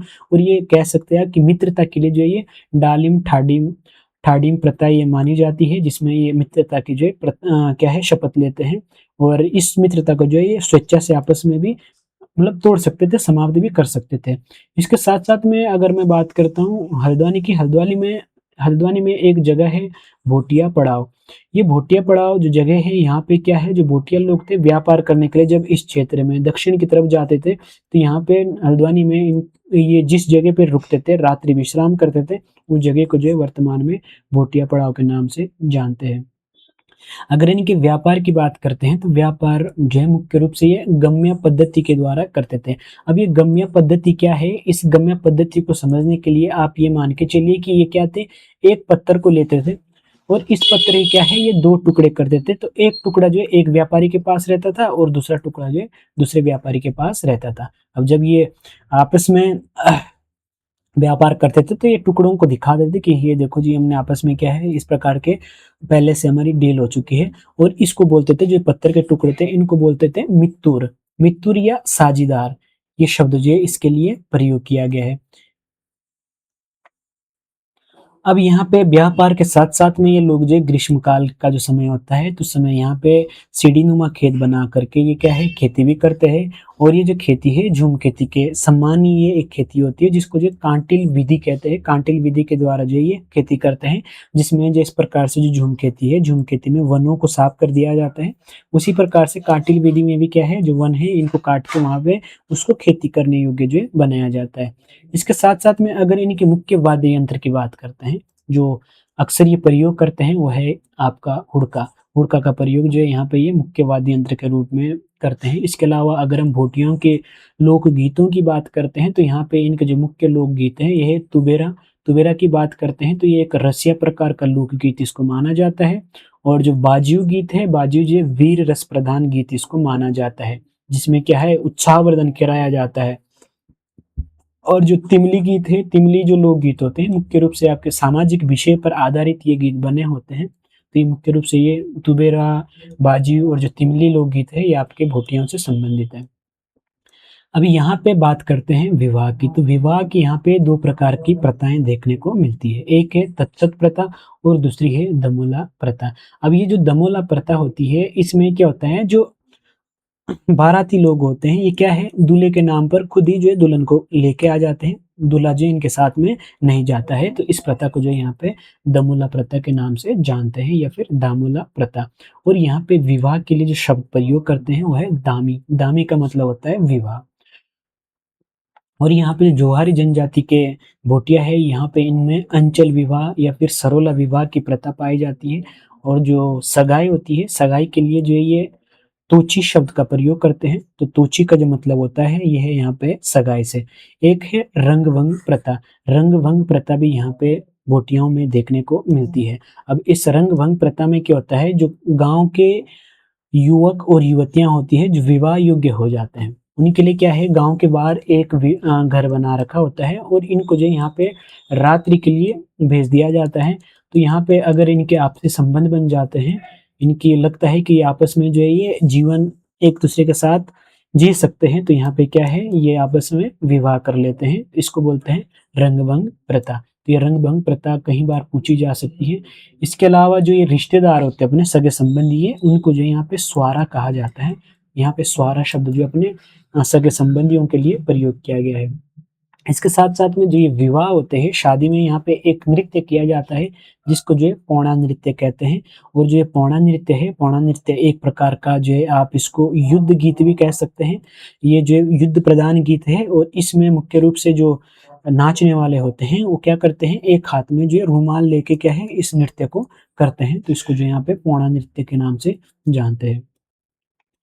अब यहाँ पे भूटिया की एक जाति है, उपजाति जाड़, जो कि उत्तरकाशी में निवास करती है। ये अपने आप को जो है यहाँ पे जनक का वंशज मानती है और मुख्य रूप से अगर इनके धर्म की बात करते हैं तो ये जो है बौद्ध धर्म को मानते हैं।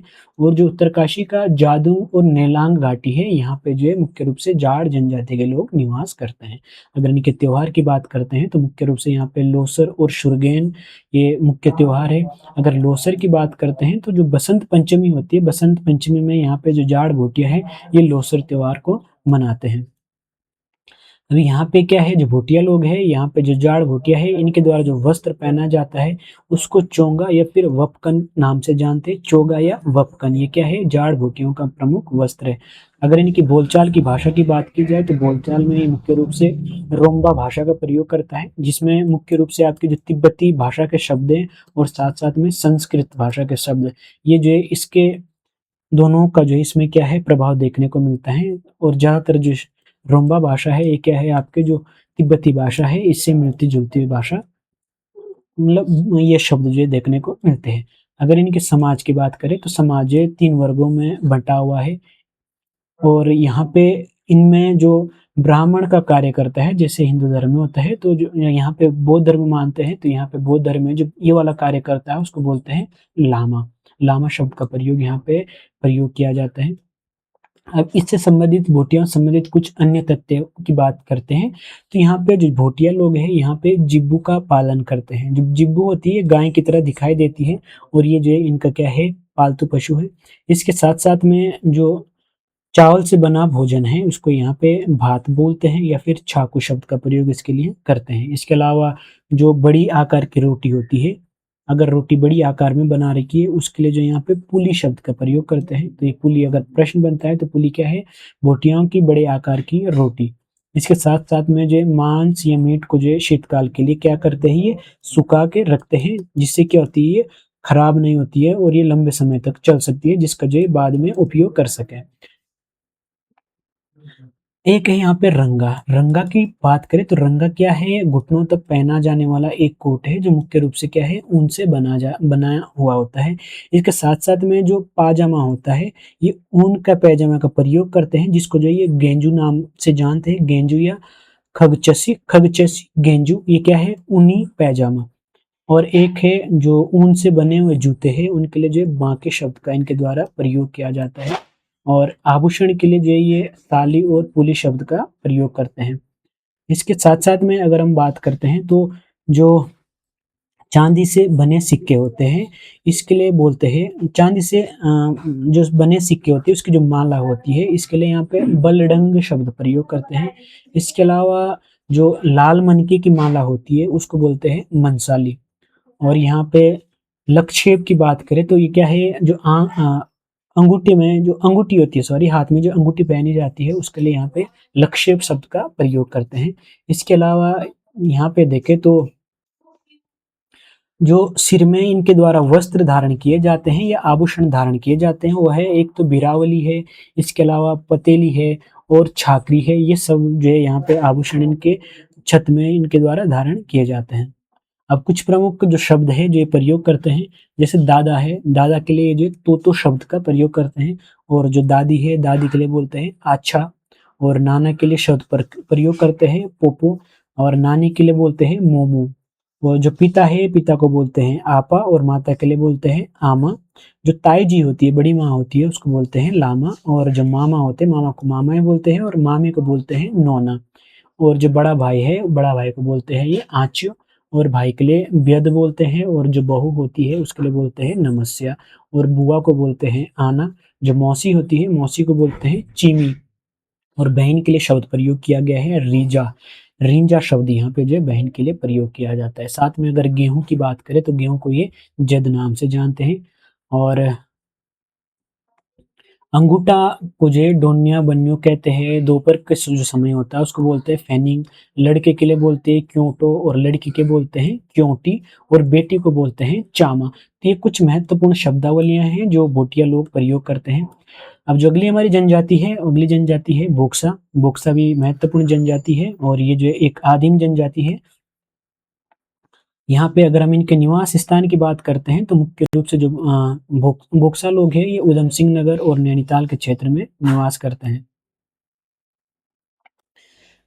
और अगर हम बात करते हैं तो जो यहाँ पे हमारे पास भोक्सा जनजाति है, तो ऊधम सिंह नगर का जो बाजपुर क्षेत्र है, यहाँ पे बाजपुर का क्षेत्र हो गया, इसके अलावा जो काशीपुर का क्षेत्र है, इस क्षेत्र में यहाँ पे ये निवास करते हैं। इसके अलावा जो नैनीताल का रामनगर क्षेत्र है, रामनगर क्षेत्र में भी यहाँ पे जो है, यहाँ पे जो 173 गांव है, जहाँ पर जो है आपके इन दोनों ऊधम सिंह नगर और नैनीताल में यहाँ पे बोक्सा जनजाति के लोग निवास करते हैं। जो बोक्सा बाहुल क्षेत्र है, जहाँ पर जो बोक्सा लोग रहते हैं, उसके लिए यहाँ पे इस क्षेत्र में बुक्सार शब्द का प्रयोग किया जाता है। और ये शब्द जो बुक्सार है, ये जो आईने अकबरी है, आईने अकबरी में यहाँ पे बुक्सार शब्द यहाँ पे बोक्साओं के लिए प्रयोग किया गया है। यहाँ पे इलियट एक इतिहासकार है। इलियट का मानना है कि जो बोक्सा जनजाति के लोग हैं, ये सबसे पहले जो है, जो चंपावत का बनबसा क्षेत्र है, यहाँ पर आकर जो है सबसे पहले बसे थे। उसके पश्चात जो है ये अन्य भागों में क्या है, धीरे धीरे क्या है, ये फैल गए। इसके साथ साथ में जो बोक्सा जनजाति है, ये क्या है, इनका जो मुख्य रूप से जो वंशज माना जाता है, ये माना जाता है जगदेव, राजा जगदेव को, जो कि आपके धारनगर के माने जाते हैं। वर्तमान में अगर इनकी बात करते हैं, तो वर्तमान में जो बोक्सा जनजाति के लोग हैं, ये राज्य के अलग अलग क्षेत्रों में निवास करते हैं, जैसे कि कोटद्वार में है, बावर क्षेत्र है आपका, जो विकास नगर का क्षेत्र है, सहसपुर है, इन क्षेत्रों में निवास करते हैं। और देहरादून की बात करते हैं, तो देहरादून में जो है, जो महर बोक्सा लोग हैं, ये यहाँ पे निवास करते हैं। और जो बोक्सा लोग हैं, ये खुद को क्या है, पंवार राजपूत बताते हैं। इसके साथ साथ में यहाँ पे जो बोक्सा है, इनमें एक जो विवाह पद्धति है, उसको बेठान विवाह यहाँ पे इनके मध्य जो प्रचलित है।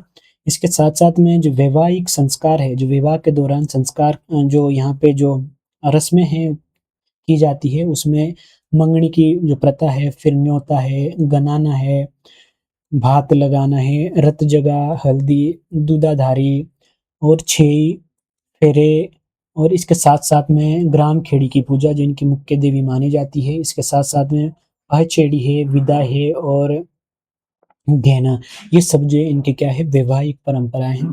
इसके साथ साथ में अगर इनके शारीरिक बनावट की बात करते हैं, तो जो चेहरा है, चेहरा इनका चौड़ा होता है और नाक चपटी होती है, और जो इनके होंठ होते हैं, होंठ कैसे होते हैं, पतले। बात इनकी अगर हम भाषा की बात करते हैं, तो मुख्य रूप से ये जो कोई इनकी अपनी विशेष बोली नहीं है। मुख्य रूप से जो कुमाऊं के क्षेत्र में, ये नैनीताल उधम सिंह नगर में रहते हैं, तो यहाँ पे ज़्यादातर रच भैंसी ये प्रयोग करते हैं। बावरी शब्द, बावरी भाषा, कुमैया भाषा, सॉरी बोलियां जो है यहाँ पे बोक्साओं के द्वारा प्रयोग की जाती है। जो यहाँ पे बोक्सा है, ये भी जो है गोत्रों में बटे हुए, तो मुख्य रूप से ये अगर इनकी बात करते हैं, तो 5 गोत्रों में या उपजातियों में हमें जो है यहाँ पे बोक्सा लोग बटे हुए हैं। इसमें से एक है यदुवंशी, दूसरे राजवंशी, पंवार, पतराजा और तनवार, ये जो है प्रमुख उपजातियां हैं। यहाँ पे भोटियाओं में क्या होते हैं, जो पुत्री होती है, पुत्री को जो है पैतृक संपत्ति का संपत्ति पर जो है उसको क्या है, अधिकार दिया जाता है। और जो समाज है, समाज मुख्य रूप से क्या है, पितृसत्तात्मक यहाँ पे समाज माना जाता है। तो यहाँ से कुछ महत्वपूर्ण तथ्य हैं, जो कि परीक्षाओं की दृष्टि के लिए ये महत्वपूर्ण है, इनको आप नोट कर सकते हैं। जैसे कि 1950 की बात करते हैं, तो 1950 में जो है सबसे पहले क्या किया गया, जो बोक्सा जनजाति के लोग हैं, इनको जो है अनुसूचित जाति में शामिल किया गया था। उसके बाद इनको जो है 1956 में अनुसूचित जाति से हटा के जो है पिछड़ी जाति में शामिल किया गया था। फिर पुनः जो है यहाँ पे 1967 में, जून 1967 में फिर इनको क्या करते हैं, यहाँ पे जो पिछड़ी जनजाति है, पिछड़ी जनजाति से हटा के फिर इनको अनुसूचित जनजाति की श्रेणी में रख दिया जाता है, यानी जनजाति जो इनको बनाया जाता है। फिर इनको स्थिति को और सुधारने के लिए यहाँ पे 1981 में फिर जब दोबारा इस पर रिसर्च होती है, तो फिर उसके बाद यहाँ पे 1981 में जो है, जो बोक्सा है, इनको जो है आदिम जनजाति की सूची में शामिल कर दिया जाता है। तो यहाँ पे ये 4-5 जो तथ्य है, इनको आप याद रखेंगे। 1950 में अनुसूचित जाति में शामिल करते हैं, 1956 में जो है अन्य पिछड़े वर्ग में शामिल करते हैं, और 1967 में इनको अनुसूचित जनजाति में शामिल कर दिया जाता है। फिर 1981 में जिनको आदिम जाति घोषित कर दिया जाता है। अभी इनकी कुछ धार्मिक व्यवस्थाएं हैं, जैसे करते हैं, तो यहाँ पे चामुंडा देवी को जो है ये मानते हैं। ये जो है बोक्साओं की मुख्य देवी है, और इसका जो मंदिर है, ये काशीपुर में बना हुआ है। जो बुक्साड़ के बोक्सा लोग हैं, ये जो है साकरीय देवता की पूजा भी करते हैं। जो साकरीय देवता है, इसको ग्राम देवता के नाम से जानते हैं। और यहाँ पे जो बोक्सा लोग हैं, यहाँ पे क्या करते हैं, जो ये ज़्यादातर जो ग्राम खेड़ी देवी है, इसकी ये पूजा करते हैं। इस जो ग्राम खेड़ी देवी है, इसको जो है भवानी के रूप में इसको माना जाता है। और जो गाँव होता है, गाँव में जो मुखिया का घर होता है, मुखिया के घर के सामने जो यहाँ पे जो ग्राम खेड़ी देवी होती है, उसका मंदिर यहाँ पे बना हुआ होता है। और मुख्य रूप से जो ग्राम खेड़ी की पूजा है, यहाँ पे फसल के लिए, पशुधन की रक्षा के लिए और बच्चों की को जो जैसे भूत प्रेत व्याधि या फिर किसी प्रकार की बीमारियों से बचाने के लिए, दुरात्माओं के प्रकोप से रक्षा करने के लिए यहाँ पे जो है ग्राम खेड़ी की जो है इनके द्वारा पूजा की जाती है। इसके साथ-साथ में इनकी जो अन्य देवियाँ हैं, उसमें होलिका देवी है, ज्वालपा देवी है, जिनकी जो इनके द्वारा पूजा की जाती है। साथ-साथ में अगर हम बात करते हैं बोक्साओं की, तो बोक्साओं में जो है जादू टोना और तंत्र मंत्र का जो है अत्यधिक प्रचलन भी देखने को मिलता है। इसके साथ-साथ में भीमसेन की भी जो है इनके द्वारा पूजा की जाती है। और यहाँ पर जो कल्पित आत्माएँ होती है, इन कल्पित आत्माओं को जो है ये बुज्जा कहते हैं। और यहाँ पे क्या है, इनकी क्या है, बोक्सां के द्वारा पूजा की जाती है। तो जो कल्पित आत्मा है, उनके लिए बुज्जा शब्द प्रयोग करते हैं और इनकी क्या है, ये पूजा करते हैं। तो यहाँ पे बुज्जा शब्द याद रखेंगे, ये पूछा जाते हैं। या प्रश्न ये बन जाए कि कल्पित आत्माओं की पूजा कौन सी जनजाति करती है, तो ये हो जाएगा आपका बोक्सा जनजाति। यहाँ पे इनके अगर हम प्रमुख त्योहारों की बात करते हैं, तो चेती, नोबी, रामलीला, दिवाली, तेरस, होली, ये इनके जो है प्रमुख त्योहार हैं। अगर चेती की बात करें, तो चेती जो है वर्ष का जो सबसे प्रमुख त्योहार, पहला प्रमुख त्योहार इसको माना जाता है। और इस अवसर पर जो है यहाँ पे 15 दिनों तक मेले का आयोजन किया जाता है। और इस मेले में जो है मुख्य रूप से मछली और भात और साथ-साथ में मांस और मदिरा का जो भरपूर सेवन इनके द्वारा किया जाता है। इसके अलावा अगर हम बात करते हैं, तो जो जेठ माह होता है, जेठ माह में नई फसल तैयार हो जाती है, तो इस समय जो है यहाँ पे भवानी पूजा जो है इनके द्वारा की जाती है, यानी ग्राम खेड़ी की जो है ये पूजा करते हैं।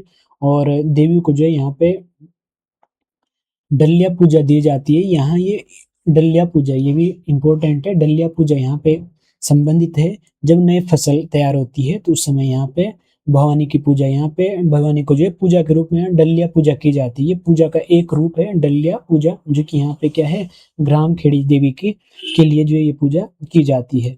और कब की जाती है, जब नई फसल तैयार हो जाती है। इसके अलावा जो है शिवरात्रि के उत्सव को भी जो है ये बड़े धूमधाम के साथ मनाते हैं।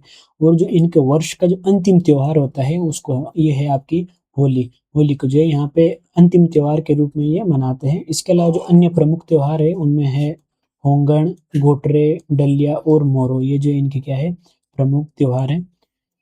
इसके साथ-साथ में यहाँ पे एक और पाया जाता है टिक्कड़। टिक्कड़ की बात करते हैं, तो ये जो पूजा हेतु बनाई गई एक बड़ी-बड़ी आकार की रोटियां होती है। जब पूजा होती है, तो इसको क्या है, ये पूजा के रूप में इस रोटी का प्रयोग करते हैं, जिसको जो ये टिक्कड़ शब्द का प्रयोग करते हैं। अगर इनकी राजनीतिक व्यवस्था की बात करते हैं, तो ये जो है बिरादरी यो में बटी रहती है। तो जो गांव में अगर किसी प्रकार की कोई समस्याएं होती है, तो उसके लिए यहाँ पे बिरादरी पंचायत का यहाँ पे गठन किया गया है। ये मुख्य रूप से जो न्यायिक और कानून व्यवस्था है, उसकी यहाँ पे बिरादरी पंचायत को व्यवस्था दी जाती है। और इसके ऊपर यहाँ पे होती है तखत या तखत, इसको शब्द प्रयोग किया जाता है। ये भी एक प्रभावशाली संस्था है, जो कि आपके जो बिरादरी पंचायत है, इसके ऊपर इसको रखा जाता है। और यहाँ पे बिरादरी पंचायत के द्वारा जो न्यायिक अधिकार है, यहाँ पे तखत या फिर तख्त को दिए जाते हैं। तो ये महत्वपूर्ण इनके जो पंचायतें हैं ये रहती है। इसके अलावा अगर मुखिया की बात करते हैं, तो जो यहाँ पे तखत का मुखिया होता है, इसको तखती नाम से जानते हैं, या तख्त शब्द जो है इसके लिए प्रयोग किया जाता है। ये मुख्य रूप से आप कह सकते हैं कि जो गाँव का मुखिया है, ये गाँव का मुखिया यहाँ पे तखत होता है। और ये जो सर्वोच्च संस्था होती है, सर्वोच्च संस्था का जो सदस्य है, ये क्या है, यहाँ पे जो तखत है, ये क्या है, अलग-अलग गाँव से मिलके बनी है। तो जो प्रत्येक गाँव के जो मुखिया है, अलग-अलग गाँव के मुखिया है, ये गाँव के मुखिया क्या है, इस तखत के क्या होते हैं, सदस्य होते हैं।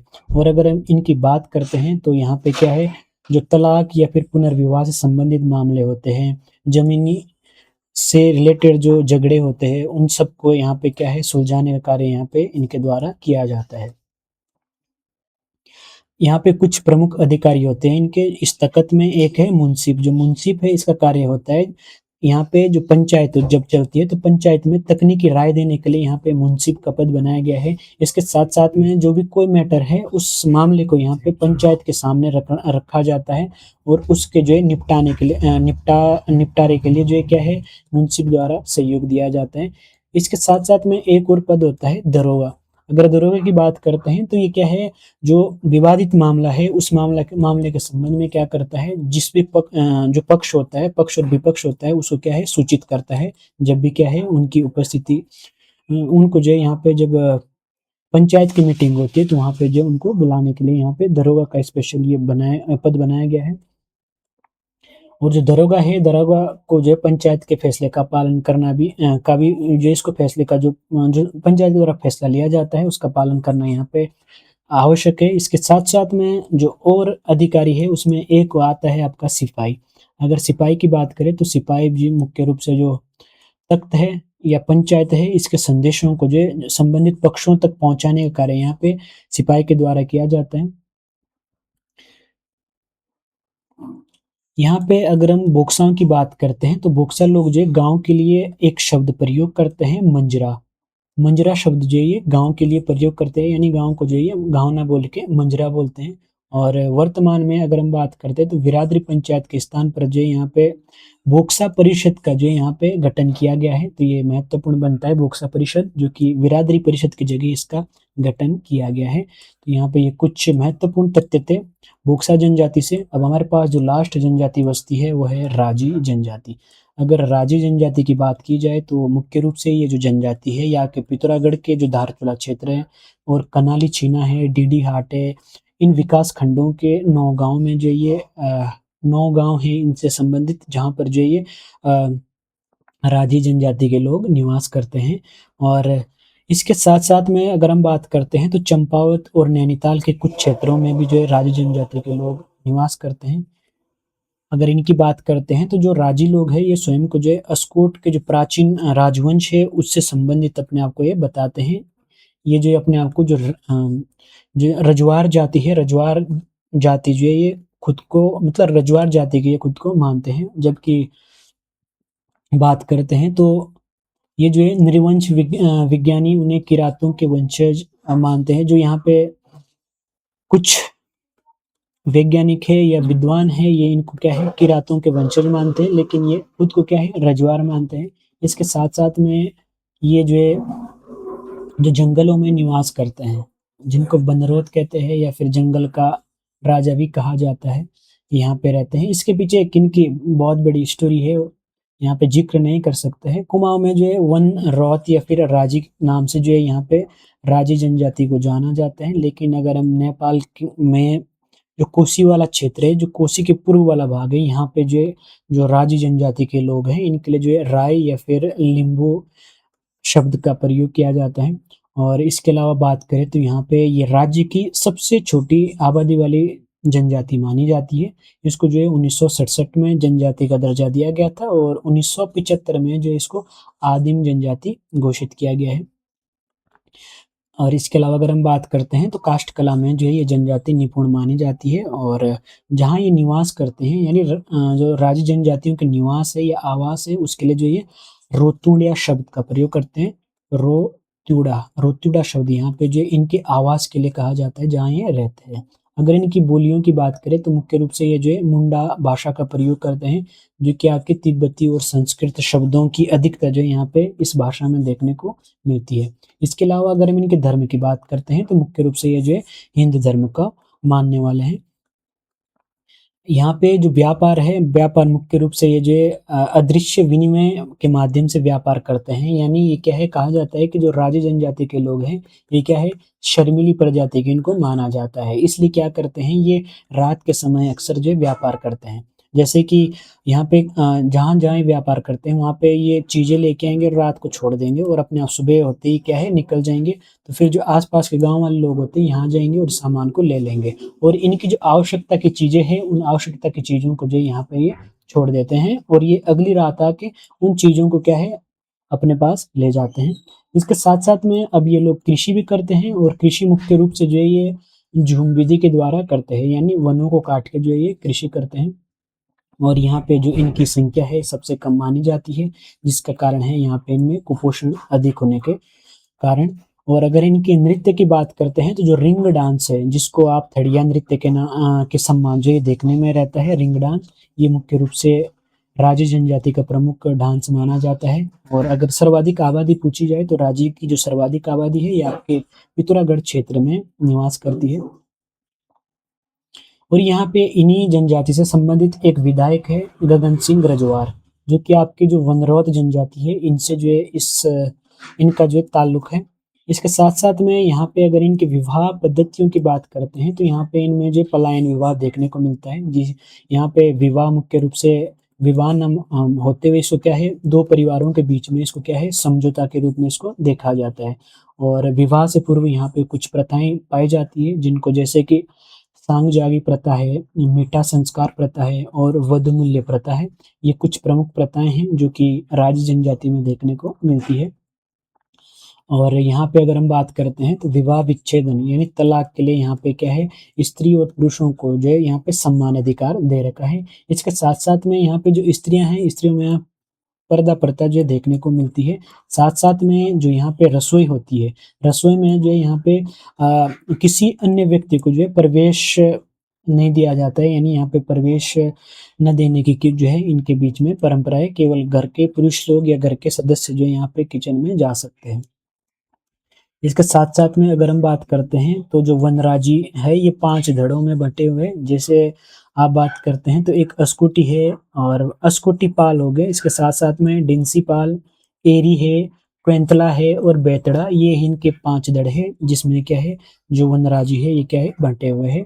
और अगर इनके प्रमुख देवता की बात करते हैं तो ये बागनाथ को जो है अपना मुख्य देवता मानते हैं। इसके अलावा जो अन्य देवता है जिनकी पूजा करते हैं तो उसमें है गणनाथ है, मल्लेनाथ है और जो मल्लिकार्जुन है ये इनके मुख्य देवता है। साथ-साथ में छुरमल और सेम, ये भी जो है इनके मुख्य देवता है जिनकी जो है ये पूजा करते हैं।